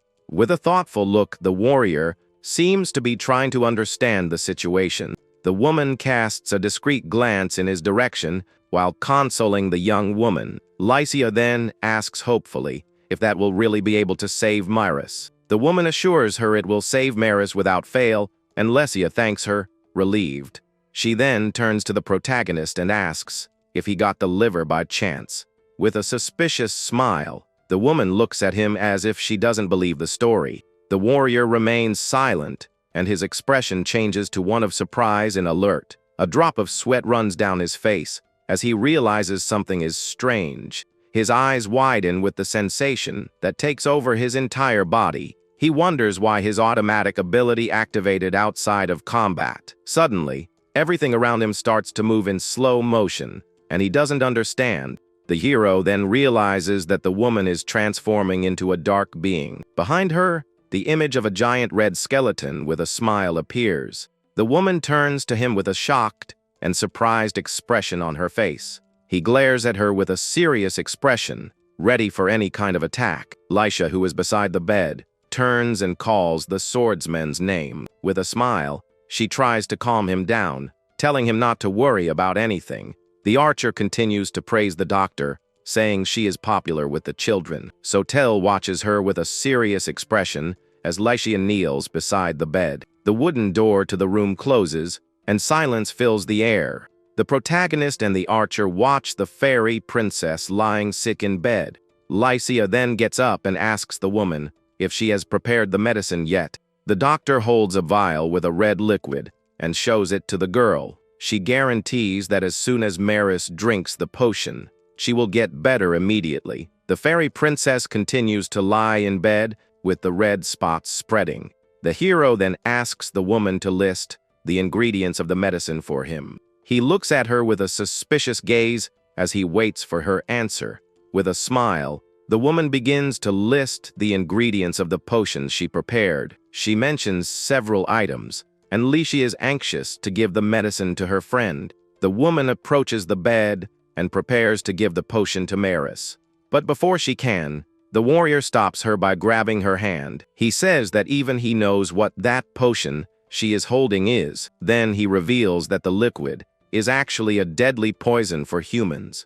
The young man holds the woman's hand tightly, preventing her from giving the poison. Shocked by the revelation, Lycia can't believe what she just heard. The woman smiles sinisterly and asks what he is talking about. Lycia asks the doctor to explain what is happening, not understanding anything. The woman bares her teeth in a wicked and malicious smile. She then says that if he is so curious, he should find out for himself. With a quick move, she throws the poison towards the protagonist with force. Lycia's eyes widen in fear as she watches the scene unfold in front of her. In an instant, the warrior protects her from the poison by stepping in front of the attack. With his face stained red, he glares at the woman with fury and determination.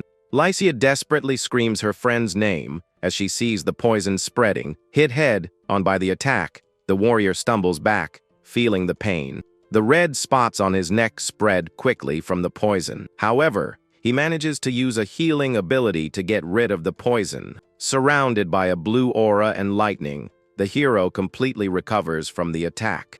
Angrily, the woman complains that healers are always a big problem. She then tries to run away, but the white wolf stops her from escaping the room. With a fierce growl, The animal says it won't let her get away with this. Soteru charges and bites the woman's arm hard to stop her from fleeing. He throws her to the ground and pins her with his paws, ensuring she doesn't escape. Furious, the woman asks if he is some kind of mysterious celestial being. Suddenly, her body begins to transform into a dark purple smoke. The wolf is thrown aside by a wave of blue energy that emerges from her. A water monster with red eyes is summoned and threatens everyone in the room. The woman assumes her true form with long white hair and a hat. She now wears a black dress and has a completely different appearance. The witch then introduces herself as Eleanor, with a water monster behind her. With a wicked smile on her lips, she faces the protagonist with her red eyes. The young man is shocked and wonders if she has any connection to the dragon. Eleanor confirms that the poisonous dragon he defeated was one of her minions. She laments the loss of such a good specimen and looks at her hands sadly. In addition, the witch complains that he interfered with Maris's transformation. With a look of pure hatred, she says that his actions are truly unforgivable. Lacey asks confusedly what transformation and preparations she is talking about. The witch calls her a fool and reveals that her mission is to increase the Demon King's minions. To do this, she intended to use the fairy princess as bait to attract humans. Shocked by the revelation, the warrior asks why they would do something like that. With an arrogant smile, Eleanor says, "It's to make the world belong to the demons." The hero is speechless at the ambition and cruelty of that evil witch. She continues, saying the world is a waste in the hands of useless humans. Before humans destroy everything, the demons and their king will save the world. With anger and determination, the protagonist prepares to face the new threat. The witch smiles and asks if she got a little too carried away with her speech. She then says the conversation is over and prepares to attack with her monster. The warrior dodges a water attack that is launched at him with speed. Eleanor commands her monster to advance and attack with all its might to finish him. The protagonist then uses his staff and prepares for a powerful counter-attack. With a battle cry, he charges towards the monster with his shining staff. The water creature roars and prepares for the impact of the incoming blow. The hero knows that to defeat this type of monster, he needs to destroy its core. With a determined smile, the warrior prepares to hit the creature's core. He attacks with his staff, but the water monster instantly regenerates from the blow. The hero defends against a counter-attack from the creature with difficulty and retreats. He then realizes he won't get anywhere fighting like that. Eleanor mocks him, saying it's pathetic that Maris would be saved by someone like him. Angrily, the young man tells the witch to shut up and not say any more nonsense. Lisha watches the scene in silence, seeming lost and unsure of what to do. But with a cry of fury, she tells Eleanor that she will never forgive her. The archer then shoots an arrow that passes through the water monster without issue. Surprised by the attack, the witch says that her friendship game is very embarrassing. Lycia ignores her and continues to shoot her arrows with all her strength and anger. Eleanor scoffs, saying that her pathetic bow and arrow have no chance against her. The protagonist shouts the archer's name, worried about her impulsive attitude. With wide eyes, Lycia continues to shoot non-stop with great anger. The hero reprimands her and tells her to calm down and not rush into battle. The archer seems confused and stops shooting for a moment to listen to what he says. With a calm look, he approaches her to explain his plan of attack. The girl's eyes shine with determination as she understands his strategy. The tip of her arrow begins to glow with a mysterious and powerful energy. She closes her eyes and concentrates to channel all her strength into the attack. A tear runs from her eyes as she prepares for the final shot. With her eyes wide open, she aims precisely at the water monster's core. The archer readies her bow and arrow for a precise and devastating shot. The monster's core glows intensely as she prepares to attack. A green aura surrounds the arrow, and Lycia says she can see the weak point. With a whisper, she prepares to release the most powerful arrow she has ever shot. The green arrow flies at high speed towards the water monster's core. The monster tries to defend itself, but the arrow passes through its body without difficulty. The creature's core is hit head-on and begins to shatter into pieces. The water monster roars in pain and begins to dissolve with its core destroyed. Eleanor is shocked by the scene and can't believe what just happened. The water creature dissolves into a puddle of water and black smoke on the floor. Lycia and the witch look at the outcome of the battle with different expressions. The warrior smiles and says he hit it dead on, just as he had predicted from the start. The wolf wonders if the archer was always so skilled with her bow and arrow, but he quickly realizes it's not just her skill that made the difference. The protagonist then thinks to himself that this power is something extraordinary. Satoru comments that his master's ability is truly terrifying. The witch grinds her teeth in anger as she realizes what really happened there. She glares at the hero and finally understands what his true power is. Angrily, Eleanor shouts that she won't let things end this way. The warrior charges with his staff to attack the witch before she can escape. He hits her with a powerful blow, but she manages to defend against the attack. The witch then creates a purple magic circle on her chest for a new spell. She summons a creature resembling a giant jellyfish to attack the hero. The young man realizes she is trying to escape and tells Satoru to get ready. He is shocked to see that Maris's life is linked to the witch Eleanor's. If they let her escape, the fairy princess could end up in a worse situation. Mounted on his wolf, he explains that they need the witch's life to heal Maris. Lycia then holds onto Satoru's fur tightly, determined not to be left behind. With tears in her eyes, the archer asks them to take her with them in the chase. The hero smiles and agrees to her request, saying of course he'll take her. He then takes the girl's hand and pulls her up onto the wolf to go together. With the duo mounted, Satoru thinks he has no choice but to take them. The scene shows the village and the surrounding forest as the chase begins. The witch flees through the forest, but the trio follows her closely, not letting her escape. The protagonist says he has Eleanor cornered and that she is nowhere else to run, but with a smile, the witch reveals that they are the ones who fell into the trap. From the muddy ground, several creatures with glowing red eyes emerge in the darkness. The mud creatures emerge from the earth, ready to attack the trio of heroes. The young man is surprised by the ambush and prepares to fight the monsters. Satoru complains about the terrible smell of the mud, and the warrior asks if it bothers him. With a confident smile, the hero says he is relieved by the current situation. One of the mud monsters throws a ball of dark energy towards him, but the young man bats the attack away with his sword without any difficulty. The mud monster is hit head-on by its own attack and dissolves in the air. He realizes the battle will be difficult at this rate and needs a plan. The hero then calls for Lycia and points to a fruit on a nearby tree. He asks if she can knock down the fruit with one of her precise arrows. The archer is confused by the request, but prepares to shoot at the fruit. With a precise shot, she hits the fruit dead on and knocks it down from the tree. The warrior then bats the fruit with his staff towards the mud monster. The fruit flies at high speed and hits the monster head-on with a strong impact. Satoru catches the fruit that fell to the ground with his mouth and gives it to his master.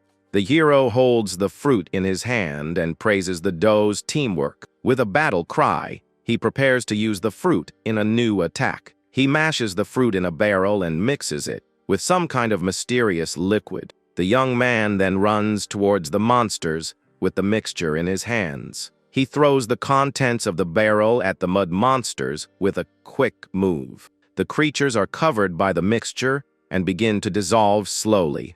A ball of mud flies at high speed towards the protagonist with force. With his sword, he bats the projectile away with a precise and powerful blow. The ball of mud shatters into several pieces upon being hit by the blade. Lycia is impressed with his skill, but notices something strange. Satoru growls in anger at the unbearable smell emanating from the monsters. The hero explains that the hardening potion can be replaced with poison, but he warns that the smell will be incredibly bad for the wolf's sensitive nose. With a sigh, The warrior prepares to use the mixture on his staff. He charges and attacks the monsters with his staff, destroying several of them. Lycia watches him with admiration as he fights against the mud creatures. The archer then jumps and shoots an arrow at a monster that is approaching her. Sotel gets sick because of the strong smell, and Lycia approaches to help him. The witch Eleanor appears among the monsters with a purple aura around her. Lycia asks why she is doing all of this so desperately. With a wicked smile, the witch says it's about time they gave up. The protagonist realizes the wolf can't use its sense of smell and looks for a plan. Lycia asks the young man if he has any ideas to get out of this situation. The archer continues to call for Sotel and asks if he has any plans. The hero looks to the side with a confident smile and seems to have an idea. Lycia turns and sees several clones of the witch floating around them in the forest. The warrior explains that they are just clones and not the real body of the witch Eleanor. He says that her real body must be hidden somewhere nearby. Eleanor's red eyes glow as she watches the trio attentively. Lycia wonders where the witch's real body could be hidden in that place. She then touches her forehead and seems to have an idea to find the real one. The archer reveals she can use appraisal magic to find the real body. The hero is surprised and excited by the news, as this could change the game. The witch launches an energy attack to prevent them from using the magic. Angrily, she shouts that she won't let them interfere with her plans again. The archer prepares to use her magic as the attack approaches her. Lycia feels a strong headache as she tries to use the appraisal magic. She loses her balance and almost falls, but Sotel stops her from hitting the ground. The wolf holds her with its paws and places her on its back to protect her. He tells the warrior that he will take care of her and asks him to concentrate. The protagonist dodges an energy attack that comes flying towards him. Lycia continues to feel a headache as Sotel carries her safely. She struggles to concentrate and use the magic despite the intense pain. The wolf impatiently asks if she hasn't finished using her ability yet. With a cry, she finally manages to successfully activate the appraisal magic. Several system windows appear, showing the location of the monsters and the witch. The hero's eyes shine with a new determination as he sees the strategy work. The appraisal grid shows the exact location of all enemies in the forest. Lycia is shocked to see that her magic is much more effective than before. She wonders if the power she is feeling is actually Sotel's power. With a battle cry, the protagonist charges towards the location of the core. The appraisal magic reveals the mud golem's core hidden under the water. Eleanor tries to stop him with an energy attack, but it's too late for her. The warrior charges with speed and prepares to destroy the monster's core. He jumps over the swamp and flies towards the weak point of the mud creature.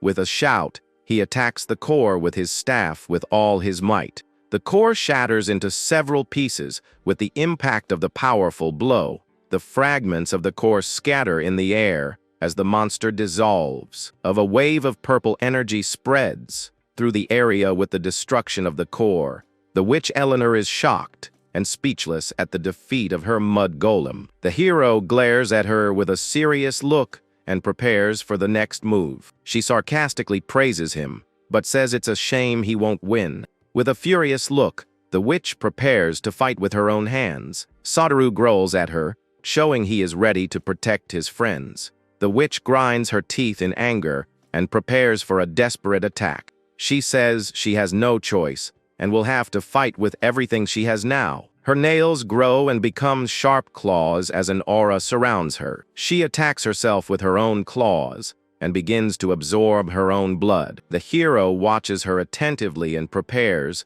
for the final battle against her. Eleanor screams in pain as her body transforms into a more powerful form.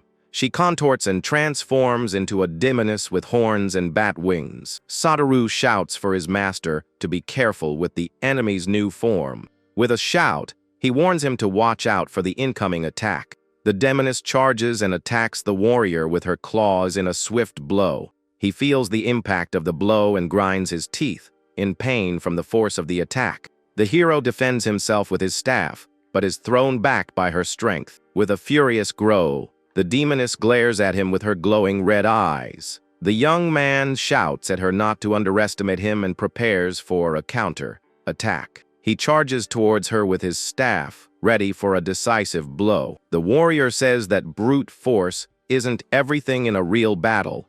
He prepares for a spinning attack with his staff to catch her by surprise. He then reveals the golem's true core in his hand, engulfed in flames. With a shout, he reveals the true core of the mud golem that he took. The hero throws the core towards Eleanor with all his strength and speed. The demoness is hit head-on by the core, and a large explosion occurs. The impact of the explosion throws her far away with great force and violence. The hero says he can temporarily revive the golem's body and use it. He then launches the revived golem towards Eleanor with a sword strike. The demoness is hit head-on by the golem and is thrown far away with the impact. With a cry of pain, she can't believe she was defeated in that way. The protagonist watches her fall among the debris with a serious look on his face. He turns to Lycia with a calm expression and seems relieved by the victory. The archer asks in disbelief if they really managed to win the battle. The demoness's body begins to disintegrate into pieces of mud on the ground. Eleanor's core falls to the ground and begins to dissolve into a pool of blood. Lycia and Soteru watch the core attentively to ensure the threat is over. With a smile of relief, the archer thanks Sotel for all his help. She says that with the witch's core, she can finally save Maris's life. Suddenly, she stumbles and falls into the warrior's arms, who holds her firmly. The girl is embarrassed by the situation and looks away from him for a moment. He praises her, saying she fought very well and was essential for the victory. In the distance, the city of fairies glows under the night sky and the full moon. The trio walks back to the city, with the hero carrying Lycia on his back. Soteru complains about the mud on his paws and asks them to do something about it. The young man agrees, saying the smell is indeed very strong and unpleasant. He regrets not being able to use purification magic to clean them up, but suddenly his staff glows and a new purification ability appears. A wave of blue energy surrounds the trio and cleans all the mud from their bodies. Soteru is surprised to see his paws clean and shining with the magic. With a smile, the warrior says it seems he learned a new skill. A system window shows that his skills leveled up after the battle. In a large arena, a crowd watches a magical skating show. A woman dances gracefully in the center of the arena with ribbons of energy. The performance is full of elegant movements and impressive magical effects. Lycia watches the show from the stands with a look of wonder on her face. She comments that the performance is incredible, and Soteru seems to agree with her. The arena is packed with people who applaud and are moved by the show. In the center of the arena, a woman with dark hair prepares for her performance. With a confident smile, she faces the crowd, ready to begin her act. Orange flames begin to dance around her, creating a spectacle of fire. Lycia watches the performance with admiration and is enchanted by the fire magic. The dancer's eyes sparkle as she masterfully controls the flames. She creates a fire dragon that flies around the arena, impressing everyone.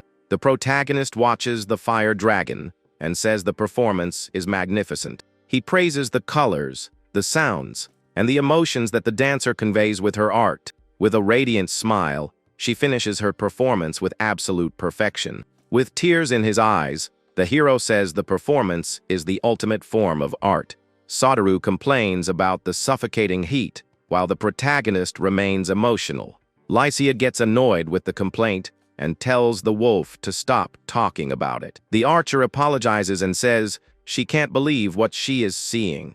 The wolf comments that the dancer has complete control over the water she uses. He then reveals that it is a secret elixir passed down in his celestial clan. Lycia listens attentively as the wolf talks about being a messenger from the heavens. She then pets his head with a gentle and affectionate smile. Lycia says he is just a cute little dog, and the wolf gets annoyed with the comment. The archer continues to pet him while watching him with an amused look. In the center of the arena, a woman with white hair prepares for her performance. She wears a blue and white dress and seems to float over the ice of the arena. Her shoes are made of ice, and she moves with impressive grace. With a smile, she begins to dance, creating snowflakes around her. The dancer performs several jumps and spins in the air with mesmerizing beauty. She looks at the crowd with a serene gaze and continues her performance. With a radiant smile, she enchants everyone with her delicate and magical dance. Lycia watches the performance with admiration and is amazed by the scene. She says it's beautiful and that she is very happy to be able to watch this show. The hero smiles upon seeing her so happy and moved by the princess's performance. With a satisfied look, he observes the arena and the applauding crowd. His eyes shine with a feeling of peace and happiness in that moment. In a dark forest, twisted trees rise under a gloomy purple sky. A hand emerges from the earth in front of an abandoned and eerie village. The face of a wooden creature contorts in an expression of agony.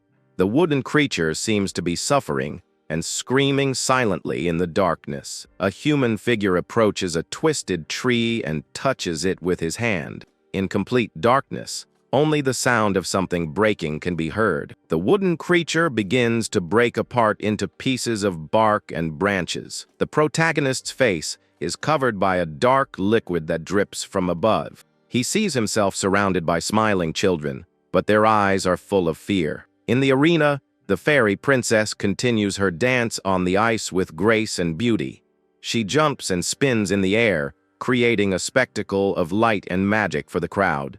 With a radiant smile, she thanks the audience for their support and applause. The hero feels a drop of sweat run down his face from a memory. He gets up and walks away from the crowd with a serious and thoughtful expression. Sitting on a staircase, he seems to be lost in his own thoughts. The reflection in his eyes shows the lonely warrior, isolated from the crowd. People begin to leave the arena as the show comes to an end.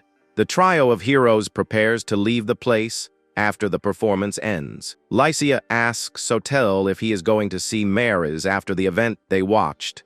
The protagonist looks at her with a neutral expression and seems a bit distant. Suddenly, a man with white hair approaches and calls him by name. The protagonist's hand clenches tightly, showing a bandage on his fingers. He turns and faces the man with a surprised and slightly annoyed look. The white-haired man asks why he is there at that moment. The warrior recognizes the man and calls him by the name of Astil in surprise. Astil asks what he is doing there and complains about him not answering his letters. The hero apologizes and says it was bad of him not to have replied to any of them. He apologizes for not keeping in touch and says he has been busy lately. With a smile on his face, the protagonist seems happy to reunite with his friend. Still smiles back with open arms and seems happy with the reunion. The hero then asks how his aunts and uncles are, curious about them. Astil's expression changes to one of annoyance upon hearing the question. The protagonist's eyes shine with curiosity as he waits for his friend's answer. Astil says they are fine and excited not to have to pass on the role of chief. The hero seems thoughtful, and his eyes sparkle with an idea in his mind. Astil smiles mischievously and seems to be plotting something with his friend. A demonic figure with horns and red eyes smiles in the darkness. A giant red eye observes a couple embracing with a sinister look. The protagonist finds himself in a dark place, surrounded by threatening demons. Lycia is confused by the conversation and doesn't understand what is happening. The hero asks if Astil is returning to the village, and he confirms that he is. With a smile, the protagonist invites his friend to go to the village together. Astil seems a little surprised by the invitation, but gladly accepts. He smiles and agrees to go to the village together to catch up. The group of friends walks along the road towards the village with the castle in the background. Astil comments that the dog Gracia is still with him, and the hero confirms it. He then teases his friend, saying that he even has a girl with him now. Astil calls him clever, and the hero denies that he has anything going on with Lycia. His friend continues to tease, saying he saved the princess like a hero. The two friends walk and talk while Lycia and Soteru follow them. The archer is surprised to see the hero smiling and with a younger tone of voice. Soteru explains that he used to smile like that occasionally a few months ago. Lycia wonders what happened to him to change so much in such a short time. Astil asks since when Gracia has been with Sotel, and the wolf answers for him. He says he was born to fulfill a mission, but was immature and didn't understand humans. Because of his arrogance, the boy ended up losing his parents in an accident, and because of that, the boy himself also ended up getting lost in the process. Lycia listens to the story in silence with an expression of surprise and sadness. Soteru continues the story, saying he saw the boy crying as if he were broken.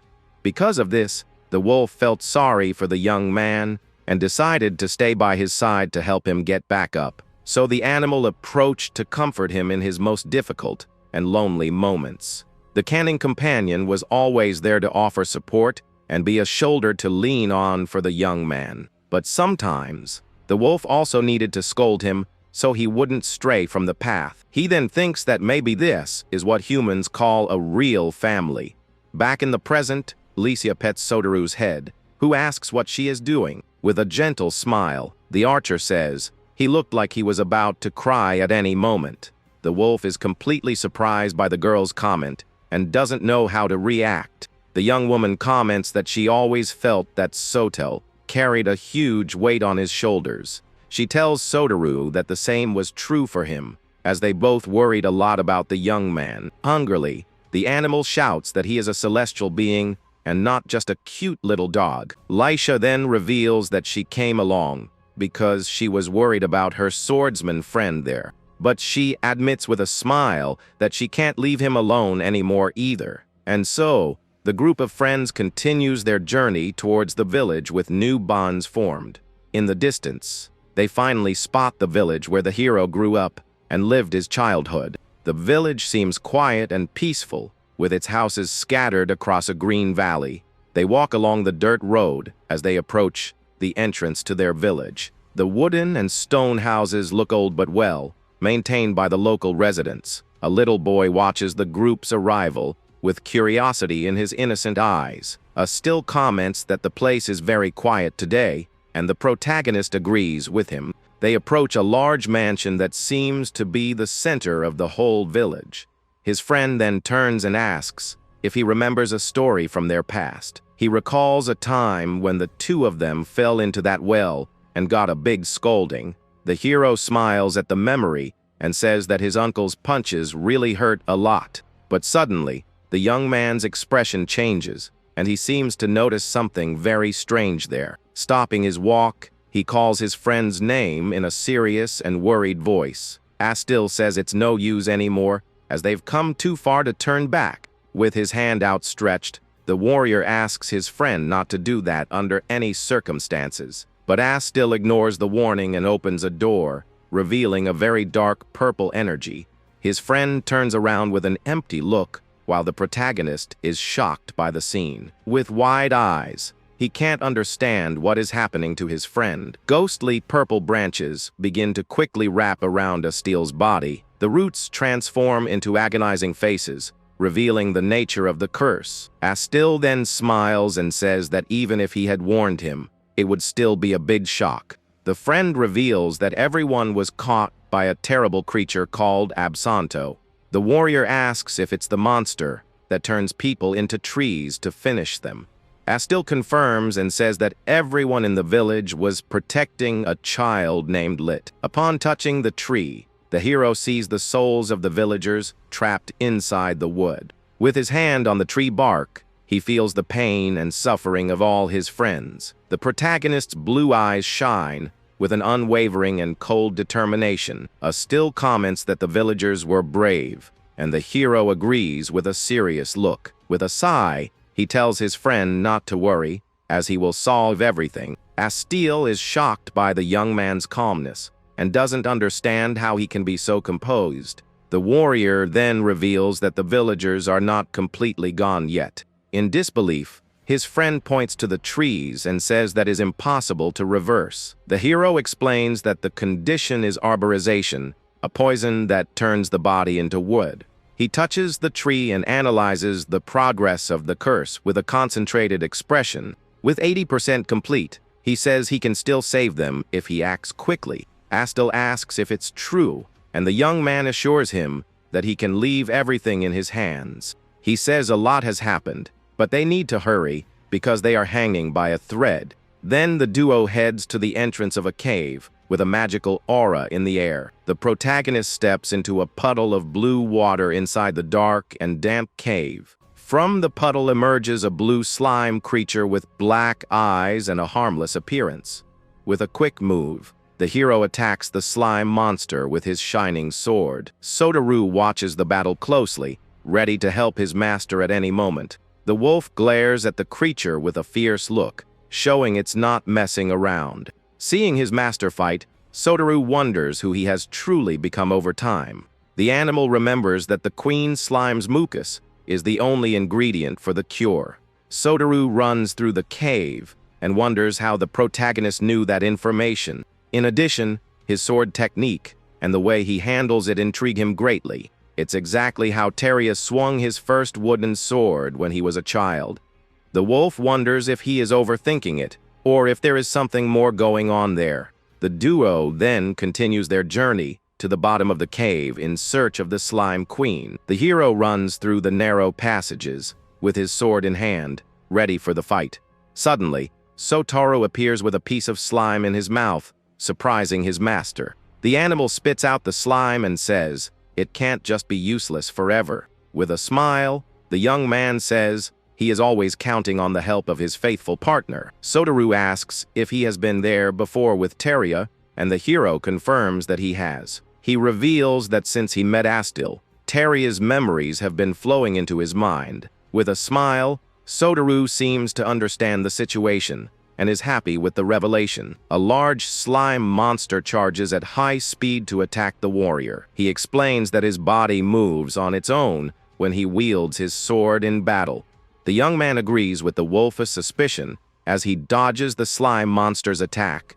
Soteru remembers coming to the cave with the boy, but at the time, it was a total disaster. The animal narrates that the boy was clumsy but talented and was always running away from slimes. Back in the present, the slime continues to attack the protagonist fiercely.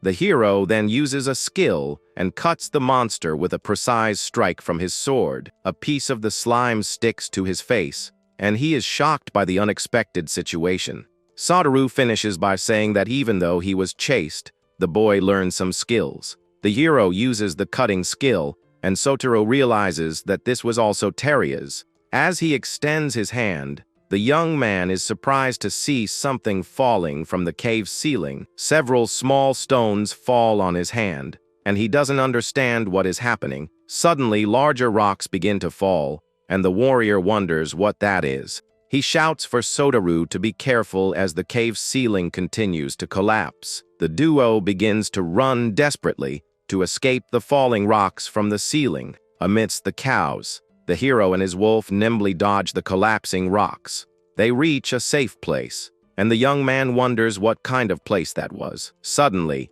a blue liquid falls from the ceiling and covers the protagonist and his companion. The wolf is drenched in the blue goo, and a green aura begins to surround it. With an expression of pain, the warrior is also enveloped by the mysterious green aura. He asks if Soteru is okay, and the animal replies that it is great and has no problems.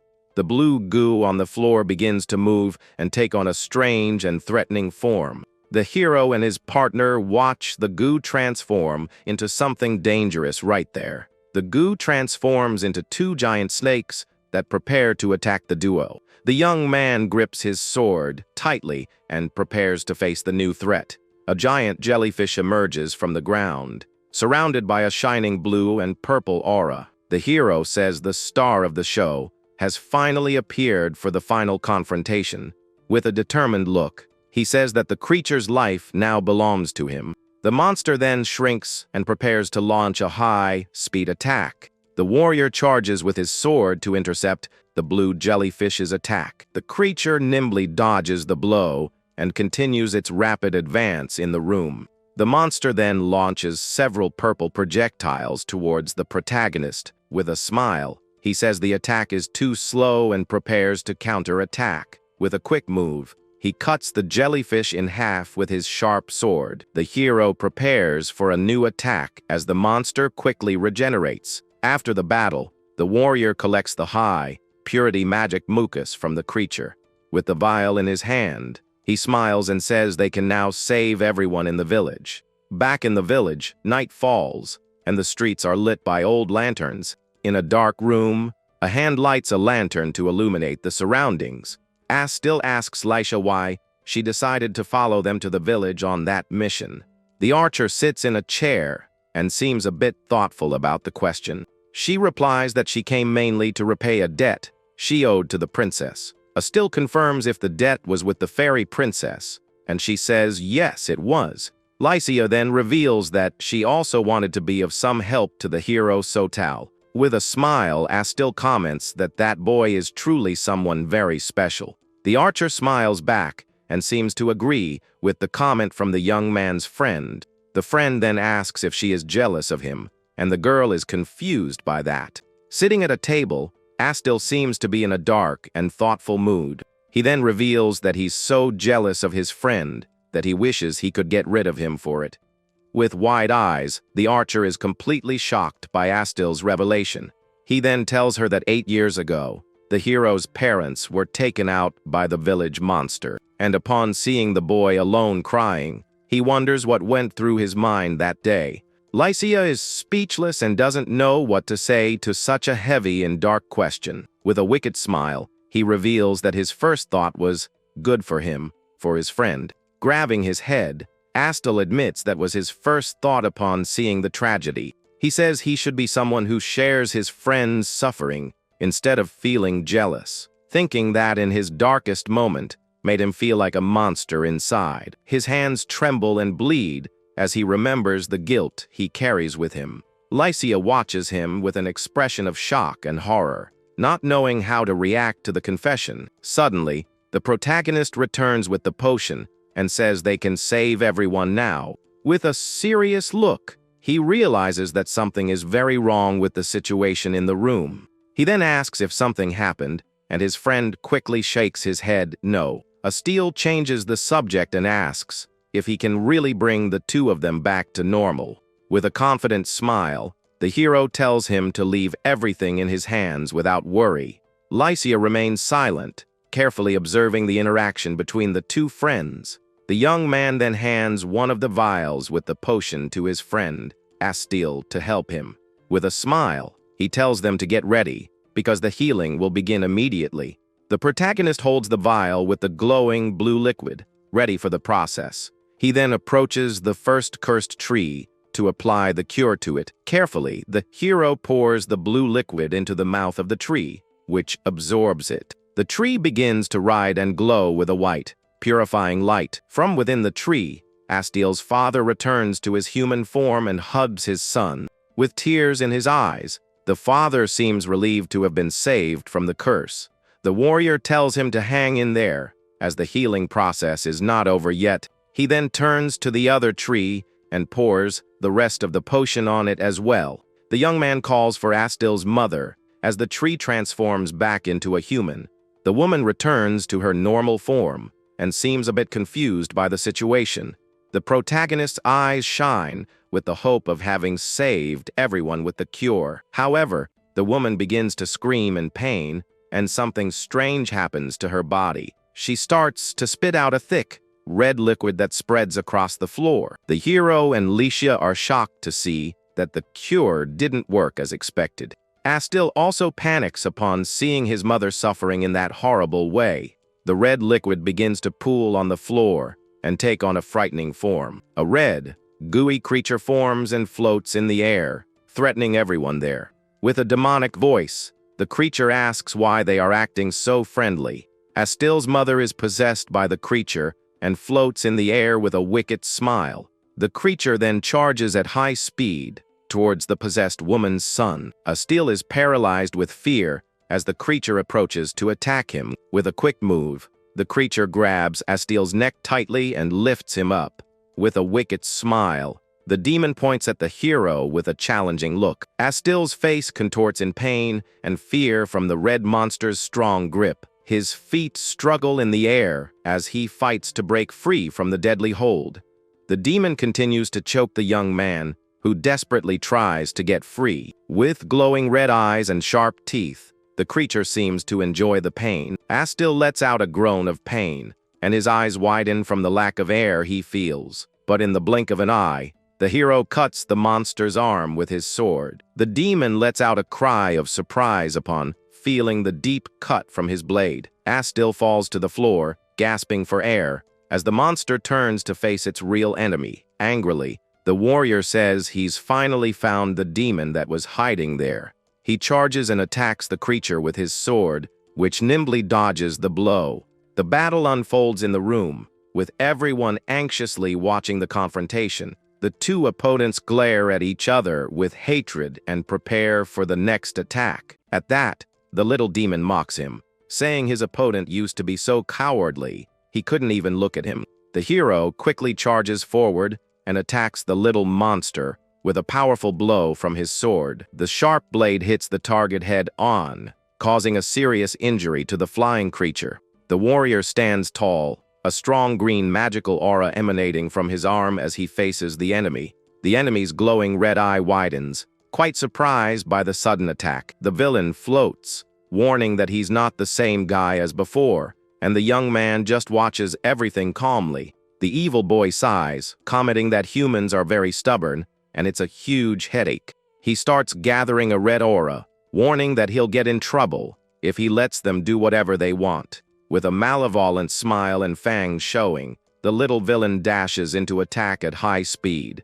The creature launches several deadly spinning attacks, saying a little pain will make everyone obedient. The hero firmly positions himself to defend against the magical blows, while the archer watches from right behind. With great agility, the protagonist swings his shining sword and deflects all the red projectiles. The blonde girl lets out a startled cry and jumps to try and dodge one of the spells heading her way. The archer gets worried and asks if that's the village monster, and the warrior quickly denies it. The swordsman calmly explains that the opponent in front of them is not a demon, but an imposter. Hearing this, the little horned villain makes a sound of doubt, completely surprised by the statement. The little boy counters the attack, saying it's complete nonsense for someone to say he's not a real demon. But the protagonist ignores the words and delivers a heavy blow, while his fallen friend watches the battle. The magic wolf and the other companions try to retreat as far away from the combat area as possible. The young warrior holds his shining weapon and states that the reason for his conclusion is very simple. He uses all his strength and lands a direct hit that violently throws the little imposter backward. The blades clash, and the hero declares that true evil beings possess overwhelming magical power. With this thought, he continues to attack the adversary from above, giving no chance for defense. The young man prepares another deadly advance and explains that the tree curse was caused by real power. The fake monster takes massive damage from the shining energy sword and can't defend properly. The force of the impact causes major injuries and throws the enemy's body far away amidst the dust. The swordsman continues his assault, concluding that the cure would never work if it were just a simple potion. A beam of energy hits the villain's stomach, causing a deep wound that severely injures him. The protagonist faces the target, stating that if he were real, they would have to remove his magic core. The fallen little monster hides its face in the shadows and finally understands how the young man discovered the farce. The fake demon then opens its glowing red eye and declares that now it no longer needs to hold back. A strange reddish goo begins to leak and spread around, indicating a dangerous spell. The goo forms deadly spikes in the air as the villain warns that even though he's not from the original evil race, with a scary and confident smile, he boasts that he's still an extremely powerful being. The boy gets up, revealing that his serious wound is being healed by a strange and dark magic. The villain swiftly advances through the air, firing his reddish spears at the young man who tries to defend.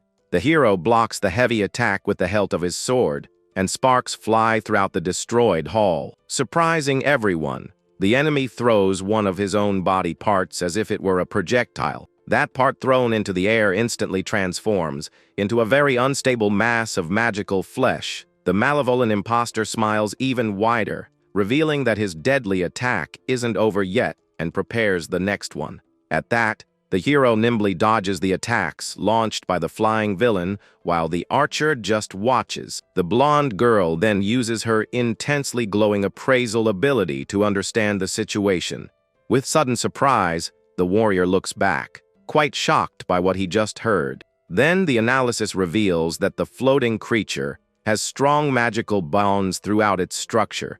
She seriously explains that an attack using light magic is absolutely necessary to break his defense. Desperate, the archer shouts her friend's name, asking him to act quickly. But the gray-haired young man remains on the ground with an expression of total shock and despair. The blonde urgently asks him to use his light magic on the protagonist's weapon to help in the battle.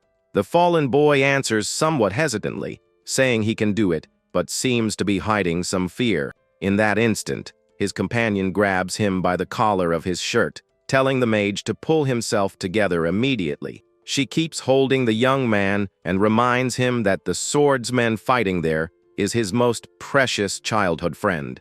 With great anger and determination, the girl shouts, stating that the warrior would do the same for any of them. Hearing those strong words, the mage's eyes widen, completely surprised by the scolding. The girl reveals that she also has someone important and therefore perfectly understands his feelings. She says she knows how much he cares about the warrior, and the mage hesitates, trying to form a reply. Sincerely, the archer confesses that she also felt a lot of envy towards her own friend in the past. The young woman recalls that her companion was so strong that it made her feel like a horrible and very weak person. However, she shouts that her love for her friend would never change and states that the same goes for their friendship. Completely touched by the sincere words, the young man begins to reflect on his friend's true value. At that, a memory appears, showing the two boys playing peacefully in the mud during their childhood. Right after, the memory shows the pair getting a huge scolding from an adult after getting into trouble together. Even hurt and punished, the two friends laughed at the situation, proving the strong bond they always had. The silver-haired boy gives a beautiful smile, remembering the time when there were no worries. An intense light begins to shine in the young mage's eye, showing that his determination has finally returned. He realizes that his companion's friendly smile has always been the most precious thing in his entire life. With his face filled with confidence, the boy grits his teeth and shouts his friend's name with all his might. The swordsman turns his head in surprise upon hearing the sudden call in the middle of the intense combat arena. The mage kneels and begins to emanate an incredibly powerful magical aura while the girl moves away. Gathering all his courage, the young man fires a powerful light spell directly from his hands. The brilliant magic hits the warrior's weapon, covering the blade with flames of pure spiritual energy. The protagonist watches in amazement at his sword's new power, feeling the incredible strength flow through it. With a fierce and motivated expression, his friend shouts, telling the swordsman to go all out against the monster. Firmly holding the energized weapon, the young man thanks his companion and prepares for the attack. The fake demon launches a deadly, spinning attack and warns that he would never let himself be hit so easily. Showing no fear at all, the protagonist pulls back the illuminated sword, focusing completely on the target. With a powerful leap, the warrior soars through the air and clashes head on with the enemy's dark blow. Using all his brute force, the swordsman performs an extremely fast slash against the villain. The blade of sacred light completely breaks through the reddish defense, shattering the imposter's attack. The little monster's bright eye widens as it feels absolute terror upon realizing it has been surpassed. The powerful blow of light hits the creature's body head-on, causing brutal damage and ending the clash. The creature screams desperately as it falls to the ground, enveloped in red goo and blue energy. With a big smile of relief on her face, the archer celebrates, saying they finally did it. The gray, silver-haired mage lets out a light laugh, feeling great relief at the end of that tense battle. The hero turns with a calm look, observing the red gooey mass left over from the fake monster. Suddenly, a whirlwind of reddish energy begins to form around the creature's fallen body. The swordsman's blue eye widens, quite shocked by the enemy's new magical movement. Before he could react, the young warrior exclaims in surprise as he sees a long red whip strike him. The imposter reveals that even though he's not a real demon, that malevolent force is still very great and dangerous. The little monster extends its goo-covered hand and shouts, stating that it still possesses a great deal of power. The creature launches several sharp, reddish whips towards the hero, who needs to dodge quickly. The warrior in the blue cloak feels a small cut on his face and prepares to counter the offensive. The swordsman's blue eye shines intensely as he focuses his vision completely on the fast whips. The surrounding area lights up, and several drops of water begin to float magically near a bucket. The warrior quickly blocks the creature's attacks, as a whirlwind of blue energy surrounds him. Right after, the young man extends his left hand, activating an ability called Immediate Purification. A bright and strong explosion expands from the hero, repelling the gooey creature's attacks. The fake demon's eyes widen, and it's completely shocked, not understanding where that great power came from. The enemy's red goo begins to transform into a bright blue aura, weakening the creature. The villain lifts the lower part of its body, already purified, and observes the change with a surprised expression. The little monster tries to crawl away, wondering why the light spell was used in that way. It sees the dark mass begin to evaporate and sizzle, as if it were burning with spiritual energy. The creature despairs, asking why it can no longer sink back into the ground to escape the fight. With a cold look, the hero appears behind the villain and calmly says the enemy's luck has run out. He raises his shining sword and pierces the little monster's back with a strong and very precise blow. The young man drives his sword into the creature, explaining that this spell was originally created for a deadly purpose. The purifying energy brutally spreads from the monster's body, destroying its fake demon form. The fake monster's reddish eye widens, its vision failing, with a strong expression of despair. A blue and pink shockwave sweeps through the area, wiping out the last resistance of the red goo. The hero firmly grips the hilt of his sword, watching the bright sparks disappear in the strong wind. Then a system screen appears, informing him that he defeated the enemy and gained levels in his abilities. And, in the distance, the silver mage holds the bodies of the two people who were finally saved from the dark curse. The two adults lie unconscious on the ground, but now in their human forms and finally well healed. The mage cries with relief upon seeing that his father was finally rescued from that terrible monster state. The hero collapses to the ground, tired, and lets out a big sigh of relief for having won that difficult fight. The mage slowly walks to the swordsman, who looks at him worriedly, thinking something is still very wrong. The silver-haired young man bows and apologizes to his friend, leaving the warrior a bit confused. The swordsman jokes, saying he should be the one being thanked right now, but of course, he feels grateful too. However, the mage takes on a sad expression and admits that their friendship always made him feel very envious and jealous. The young man confesses to his friend that his jealousy was so intense and dark that he once felt the urge to harm him. The protagonist smiles gently and says he's known about the mage's dark secret since they were kids. The silver-haired mage is completely in shock upon hearing his friend's understanding response. With that, the warrior smiles, saying that despite all that, he was saved by his friend in the past. At that, a memory appears, showing the little hero walking sadly beside his parents. Back then, the boy's family had to move and act, as if they were running from something. The adults completely closed off their hearts, thinking no one in the village would understand them. But the young swordsman remembers that his silver-haired friend was the only one who was different. The memory shows the two families facing each other, while the adults kept a great distance. Then the two boys stood face to face in silence during that very tense moment. The warrior smiles, remembering that the mage was only one who reached out to them in that village. Hearing this, his friend hesitates, saying that maybe his actions were just the result of manipulation. The old scene focuses on the mage's family, welcoming the newcomers as members of their own village. The little silver-haired boy smiled gently and extended his hand to his new friend. In that moment, the little hero returned the gesture, saying that it saved his life forever.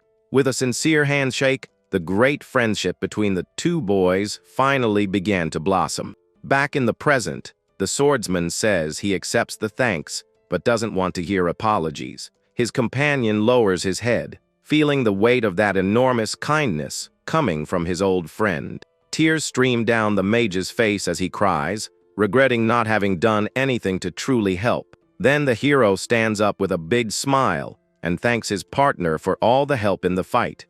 He extends his hand to his fallen friend, repeating the same friendly gesture from the past. The young man says he's grateful to still be considered a great friend after everything that happened there.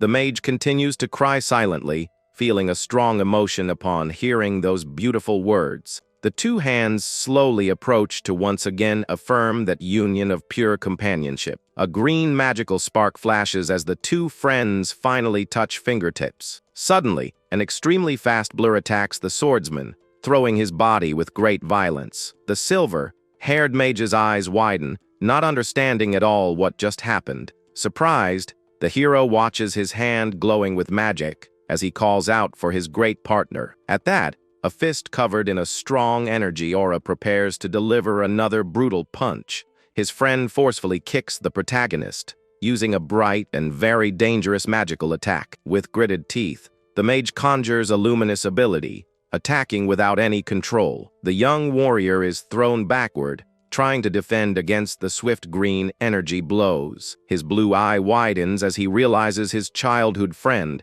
is being controlled by someone. The silver-haired young man continues to attack non-stop and kicks at his friend's defense using pure brute force. Blocking with his weapon, the hero feels the pressure of the attack and wonders who could be doing this. The possessed friend lands on the ground and immediately lands another charged blow against the warrior. The mage's entire body trembles, and he cries, showing that he's fighting hard against that control. An intense red explosion is fired, tearing through the air at a very frightening speed. The battle continues as the swordsman uses his staff to block his partner's aerial advance. Crying in despair, the young attacker apologizes to the hero, suffering from hurting his friend. Defending against the attacks, the warrior shouts that he'd rather lose his life than hurt his childhood friend. A purple aura surrounds the swordsman, who crosses his weapons to withstand the strong impact from his adversary. Suddenly, a huge luminous hand appears, and several magical strings are mysteriously pulled in the air. The warrior looks on in shock as the possessed mage comes down with full force, calling his own friend a puppet. Matching his friend's quick movement, the swordsman swings his staff in a powerful cross. Surprised, he retreats upon seeing his friend easily avoided his block as if he already knew the moves. The gigantic hand controls the mysterious strings, observing the battle and assessing the whole situation. Then the hero uses a magical impulse to jump high, but feels the pressure of the enemy's attack. His blue eye widens, still shocked by the absurd precision and speed of the newly controlled young man. A peculiar and strange purple-colored symbol begins to appear in the protagonist's shining pupil. Noticing this, a dark expression forms on the swordsman's face, indicating he's figured out the trick. His gaze shines intensely as he faces his friend, confirming all his previous worries. The malevolent entity appears, revealing its predatory eye and deducing that there's another dark being around. A purple-haired demon finally appears, stopping the possessed friend before he can choke the hero. With extreme speed and strength, the silver mage tries to punch the malevolent entity's face without success. But the demon just brushes the fist aside as if it were nothing, showing its enormous superiority in the fight. The swordsman watches in surprise as the dangerous villain nimbly retreats, floating near the shadows. At that, the warrior worriedly shouts his companion's name, who falls exhausted to the arena floor. The purple entity lets out a sarcastic smile, realizing how strong the friendship between those two young men is, and the hero quickly aids his fallen friend, desperately asking if he's badly hurt. Without much surprise, the villain just looks over his shoulder at the rescue scene between the young humans. The warrior in the blue and white cloak glares at the purple, demonic figure with great hatred in his shining eyes. Showing its sharp teeth, the malevolent entity lets out a sinister laugh, mocking the whole scene. Recognizing that terrible face, the warrior immediately realizes who the mysterious enemy is, and the hero is very surprised and in disbelief at the confirmation of the dark, malevolent figure's identity. The demon mocks them, saying it's a great prize to have the two fallen young men right in his hands. Completely insane, he laughs loudly, saying he'll stain his evil boss's smile with despair. But the warrior just prepares himself and starts concentrating a powerful purple energy in his own hands. Challenging the hero, the entity threatens that it will also turn him into a puppet controlled by its mind. Suddenly, several giant demonic roots emerge, trying to restrain the young hero in action. Surprised and panting, the hero tries to fight against the rapid advance of those purple demonic limbs. Then the enemy's powerful purple magic grabs one of the warrior's arms, nullifying his own blow. The purple-haired demon backs away, letting out a loud laugh while the fallen friend watches, paralyzed. The silver mage extends his hand in a desperate gesture, trying to save his trapped companion. But the dark villain coldly comments that a useless puppet has no value for its plans. With a blinding flash, a spell explodes near the boy's head, and he screams in extreme pain. Desperate, the warrior shakes the roots holding his body while shouting his best friend's name. Mockingly, the purple demon states with a smile that the trapped young man has too much time to worry about others. With fury, the hero continues to struggle, trying in any way to free himself from the purple magical roots. The violent magic enters the fallen young man's neck, showing veins pulsing intensely on his skin. The purple demon turns its face with a completely empty and expressionless look, showing extreme boredom. While fighting, trapped in the purple roots, the panting warrior murmurs about the difficulty of the challenge ahead. A hand covered in purple energy grabs the hero's neck with great force and violence. Breathless, the warrior cries out in pain as he's choked by the malevolent entity on the ground. But the villain tells him to stop his useless resistance, as it will only make him suffer even more. In the distance, a blonde girl watches the scene with an expression of shock and great determination. And so, the archer aims her arrow in the demon's direction to try and save her trapped friend. At that, the hero's eye shines intensely with a strange, slit-shaped blue pupil. With great anger, the blonde-haired young woman prepares to fire her attack with full force. Suddenly, a giant white wolf leaps in front, saying it prefers not to be forgotten there. The creature charges forward, growling and showing its sharp teeth to bite the enemy's arm. The purple-haired demon turns with a surprised expression upon seeing the animal's unexpected attack. The wolf bites down hard on the entity's arm, which tries to protect itself with a strong purple aura. Then the villain throws the animal far away and calls it a despicable and inferior thing. But the wolf replies that it's not a simple dog and that the demon should know what it really is. The enemy smiles wickedly, saying it knows exactly what that creature's true identity is. Its hand shines intensely, and it fires a blast of purple energy towards the animal. The blow hits the wolf head-on, which closes its eyes and growls, feeling a very intense pain. The demon steps on the creature and calls it a useless messenger that failed to protect a foolish human. It continues to mock, asking if the wolf used the human to create that body for itself. The trapped swordsman watches the scene with an expression of pure despair and horror. The injured wolf growls back and calls it a scoundrel, saying it's also a life-taker. With its back turned, the villain says to be calm, and that it's actually very grateful for this whole situation. With a wicked smile, it reveals that the wolf's incompetence gave it away to hurt its master. The creature's eye shines with an intense blue light upon hearing the adversary's shocking words, and suddenly, a powerful explosion of golden flames occurs, breaking the purple chains. The villain's blue eyes widen, completely surprised by that sudden turnaround in the fight. The wolf's body begins to transform, surrounded by very bright blue and golden flames. It becomes a majestic creature, its white fur now covered by an aura of sacred fire. Shocked by the animal's new form, the demon wonders what on earth is happening there. A voice echoes from the creature, which laughs and says it seems to have become more human than it imagined. The wolf faces its enemy, while the hero's friend remains fallen and unconscious on the ground. A bluish energy begins to envelop the body of the silver mage, who was close to his end. The unconscious young man is in a cold sweat, but seems to be recovering thanks to this new healing magic. Then the fire creature faces the demon and promises to return all the gratitude it received. In that instant, the hero appears, completely free and covered in very powerful golden flames. The flames completely break the roots that held his body, freeing him from the villain's control.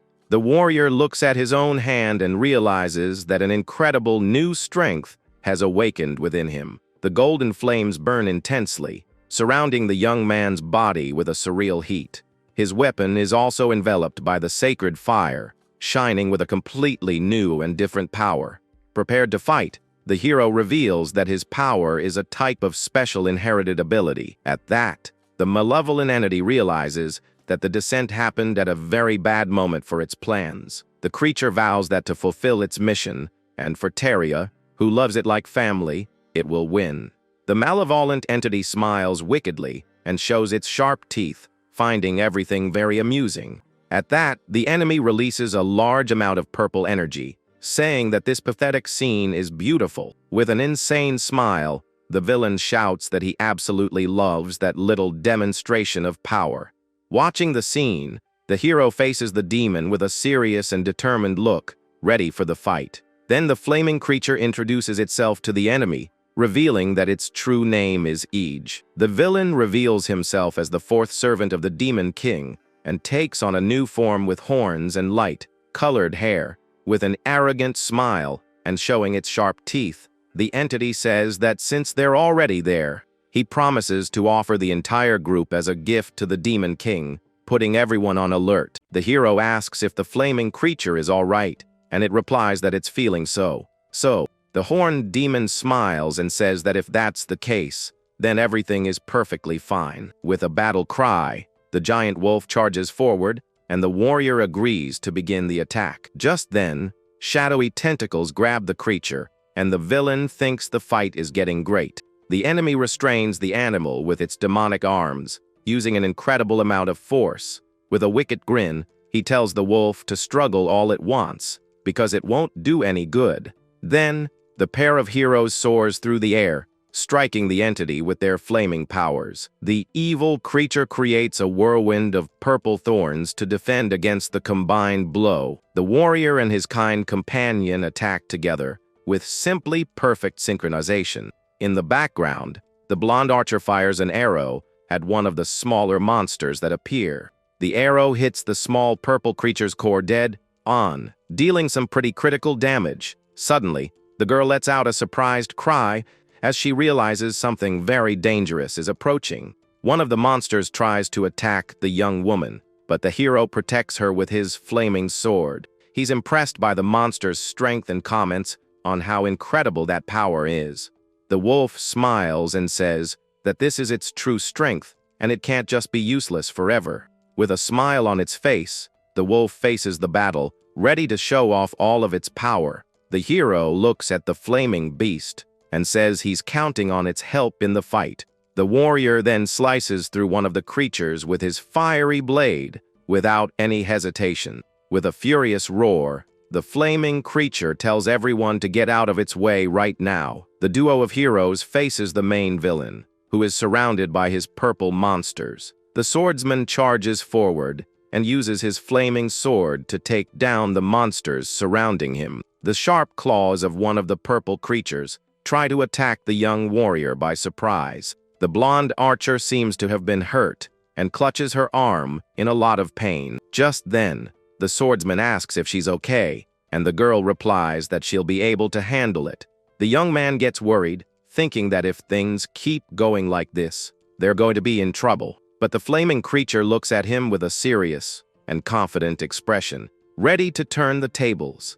The hero wields his fiery weapon and prepares to attack while his partner runs. With his back turned, he observes the army of purple monsters that the horned demon has summoned. The sharp fangs of one of the creatures try to bite the warrior in a swift attack, but the hero uses his fist to take out the purple monster with a single powerful blow. With a furious cry, he warns all his enemies that he's not done fighting yet. The horned demon watches from a distance as the warrior easily dispatches his monsters. With a smile on his face and his sword in flames, he gets ready for his next move. The white-haired villain's eyes widen, looking surprised by his opponent's power. Without wasting any time, the young man rushes at high speed toward the main enemy of the fight. The swordsman then prepares a powerful slash with his fire blade to strike the villain, but the demon blocks the sword, using a shield of purple tentacles on his own arm. The young man is shocked to see his attack defended so easily by the enemy.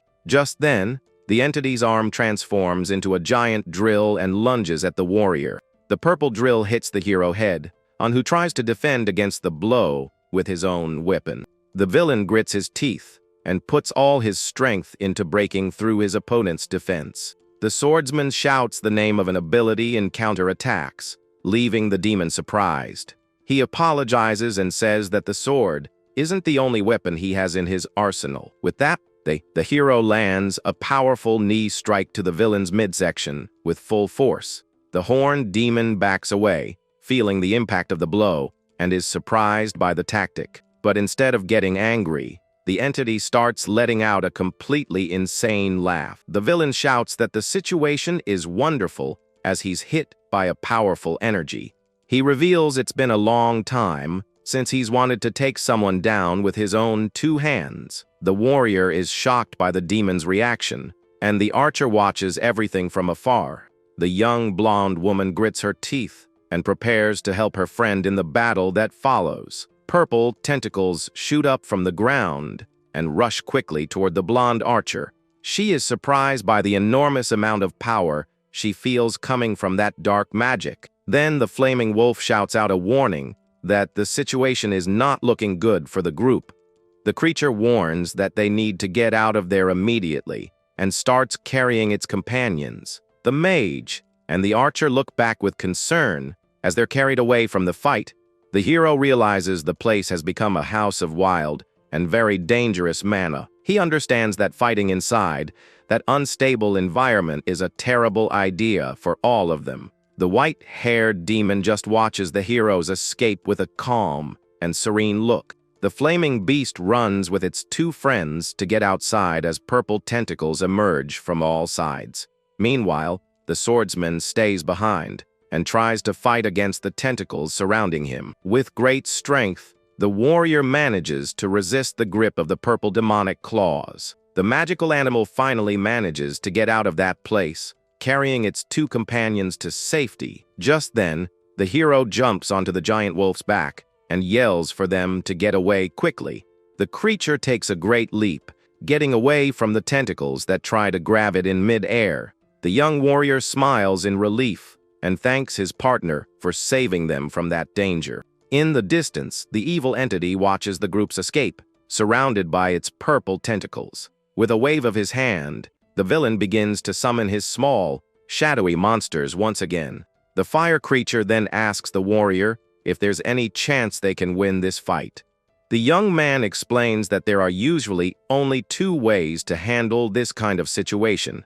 He reveals that the first option is to completely bring down the house that serves as the power source, but the other way is to defeat the demon himself, so their choice is pretty obvious. With that, the duo shouts in unison that they're going to take that jerk down and send him flying. The demon scoffs and asks how long they plan to keep running from the battle. Maliciously, he asks if they'd prefer to have their friends used as pawns again. The evil entity then looks in the direction of the two companions, who are farther away. The blonde girl and the gray haired maids are frightened by the villain's direct threat, but the hero, riding the wolf, states with certainty that this won't happen this time. The young man charges forward at high speed with his sword in hand to attack the enemy head on. He shouts that the demon's little puppet show finally ends right here and now. The swordsman leaps off his partner and soars through the air for a direct attack on the villain. The blades of the two warriors clash with force, and the demon smirks at his boldness. The enemy says with a smile that now the fight is finally getting to be the way he likes it. But the hero shouts with fury for the villain not to underestimate the power of human beings. The two begin a rapid exchange of blows, and the demon uses a whip of purple energy. The evil entity smiles confidently as it defends itself from the swordsman's attacks. Suddenly, the fire wolf appears behind the villain for a surprise and well-aimed attack. The creature shouts that the enemy's back is wide open for the strike. However, the demon turns with a wicked smile and says, "I know," as if he was expecting it. Several purple tentacles appear out of nowhere and grab the flaming beast's body in mid-air. The creature is slammed violently against a large stone wall that rises from the ground. The magical animal is left completely trapped and immobilized by the purple demonic tentacles. The hero watches the scene in shock, unable to do anything to help his companion.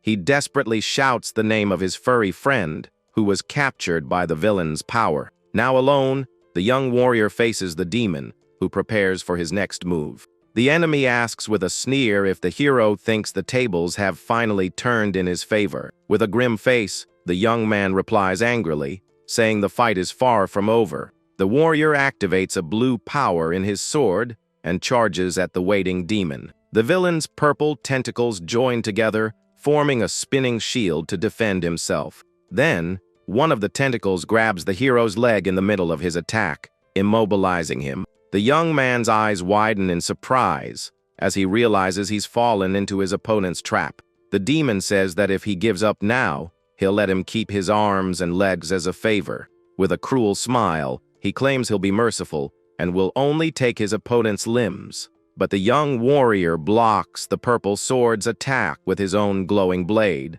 And with a furious cry, the protagonist completely refuses the evil enemy's offer. At that moment, the tentacle holding his leg begins to unravel from the force of his blue power. Completely free, the warrior gets ready next to his partner, who is still trapped in the clutches. The flaming creature gets annoyed and bites the tentacles, telling them to let go. With a powerful shake, the animal manages to completely break free from the purple restraints. Now the pair of heroes stand side by side again, ready to face the great villain. The two begin to radiate a strong bluish aura, preparing for a new combined attack. The magical animal smiles confidently and says, this is exactly what it expected from its partner. The young man then calls his partner by name and admits that this last fight was pretty tough. Looking at the house, they realize they need to do something, but without taking it down completely.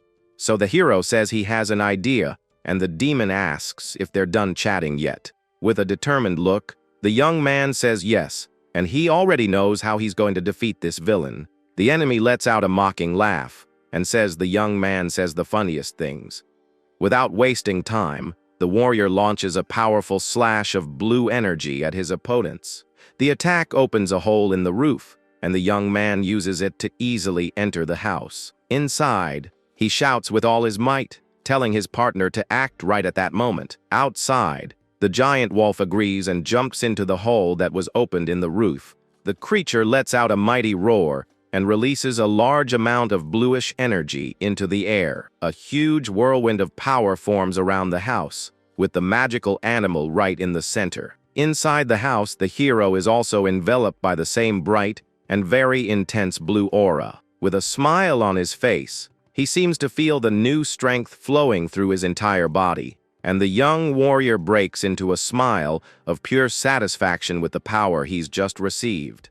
Holding his sword, he says this feeling is totally refreshing and new to him. His eyes glow intensely as he finally understands his true hidden power. A storm of blue energy expands from his body and quickly fills the entire area. the purifying energy begins to wipe out all of the demon's monsters and purple tentacles. On the roof, the evil entity watches the house get taken over by light as the beast stares it down. With the explosion of power, the demon is thrown backward and falls to the ground in a lot of pain. His eyes widen in shock, and he yells in disbelief that his control was broken just like that. Seizing the chance, the giant wolf lunges forward and bites the enemy's arm with great force. The flaming creature sinks its teeth into the demon, who can't defend against the blow. With a lot of anger and pain, the villain wonders why that animal is attacking him now. Suddenly, the hero appears in a flash of blue light and prepares for the final blow of the fight. The enemy's eye widens as he notices the young warrior's swift approach. With a cold and determined look, the swordsman focuses entirely on his target for the attack. The young man lands a powerful punch on the villain's chest, breaking his power core right there. With the certainty of victory, he firmly declares that this is the end of the line for the demon. The white-haired enemy screams in pain and shock, unable to react to the finishing blow. Next, the warrior uses his staff to land a powerful blow on the entity, and a small smile of confidence appears on the protagonist's face after his successful attack. The demon's body begins to dissolve into purple particles as the hero lands on the ground. Looking at the enemy's remains, the young man asks if he has any last words to say, but the entity's hand still holds onto the warrior's staff, even as its body falls apart. Then the villain's feet are still floating, and he comments that the young man is really very stubborn. The entity leaps away, and the swordsman descends from the sky for another powerful attack. The young man realizes that even after its form was defeated, the villain survived and has taken over someone else's body. The real demon observes the memory of the fight and seems to be analyzing something important. Just then, the demon's reflection appears in his eye, and he understands this is part of his ability. With his body paralyzed, the young man looks at his friends, who are screaming in fear at the situation. In a dark and shadowy place, the villain wonders with confusion where on earth he ended up now. Suddenly, a bright light shines in the sky, and the scene changes to a very peaceful forest. With that, the young warrior slowly opens his blue eyes, trying to understand what happened. His eyes widen in surprise as he realizes he's no longer in the middle of a battle. He gets up and looks around, noticing he's in a completely different place. Near a river, he rubs his eyes and wonders what on earth is happening. The young man then sees his reflection in the water and is shocked by the image he's seeing now. With a bead of sweat on his face, he wonders what happened and why he looks different. A voice asks if he's still in one piece, and the young man finds his animal partner beside him. The magical creature is in its small form and looks at its friend, waiting for an answer. The warrior then asks in confusion what happened to him to be in this current state. The animal closes its eyes with a serious expression, as if it's hiding something. At that moment, the protagonist looks up at the sky with a lost and completely confused expression. The small creature calls him by name and says they must begin their second chance.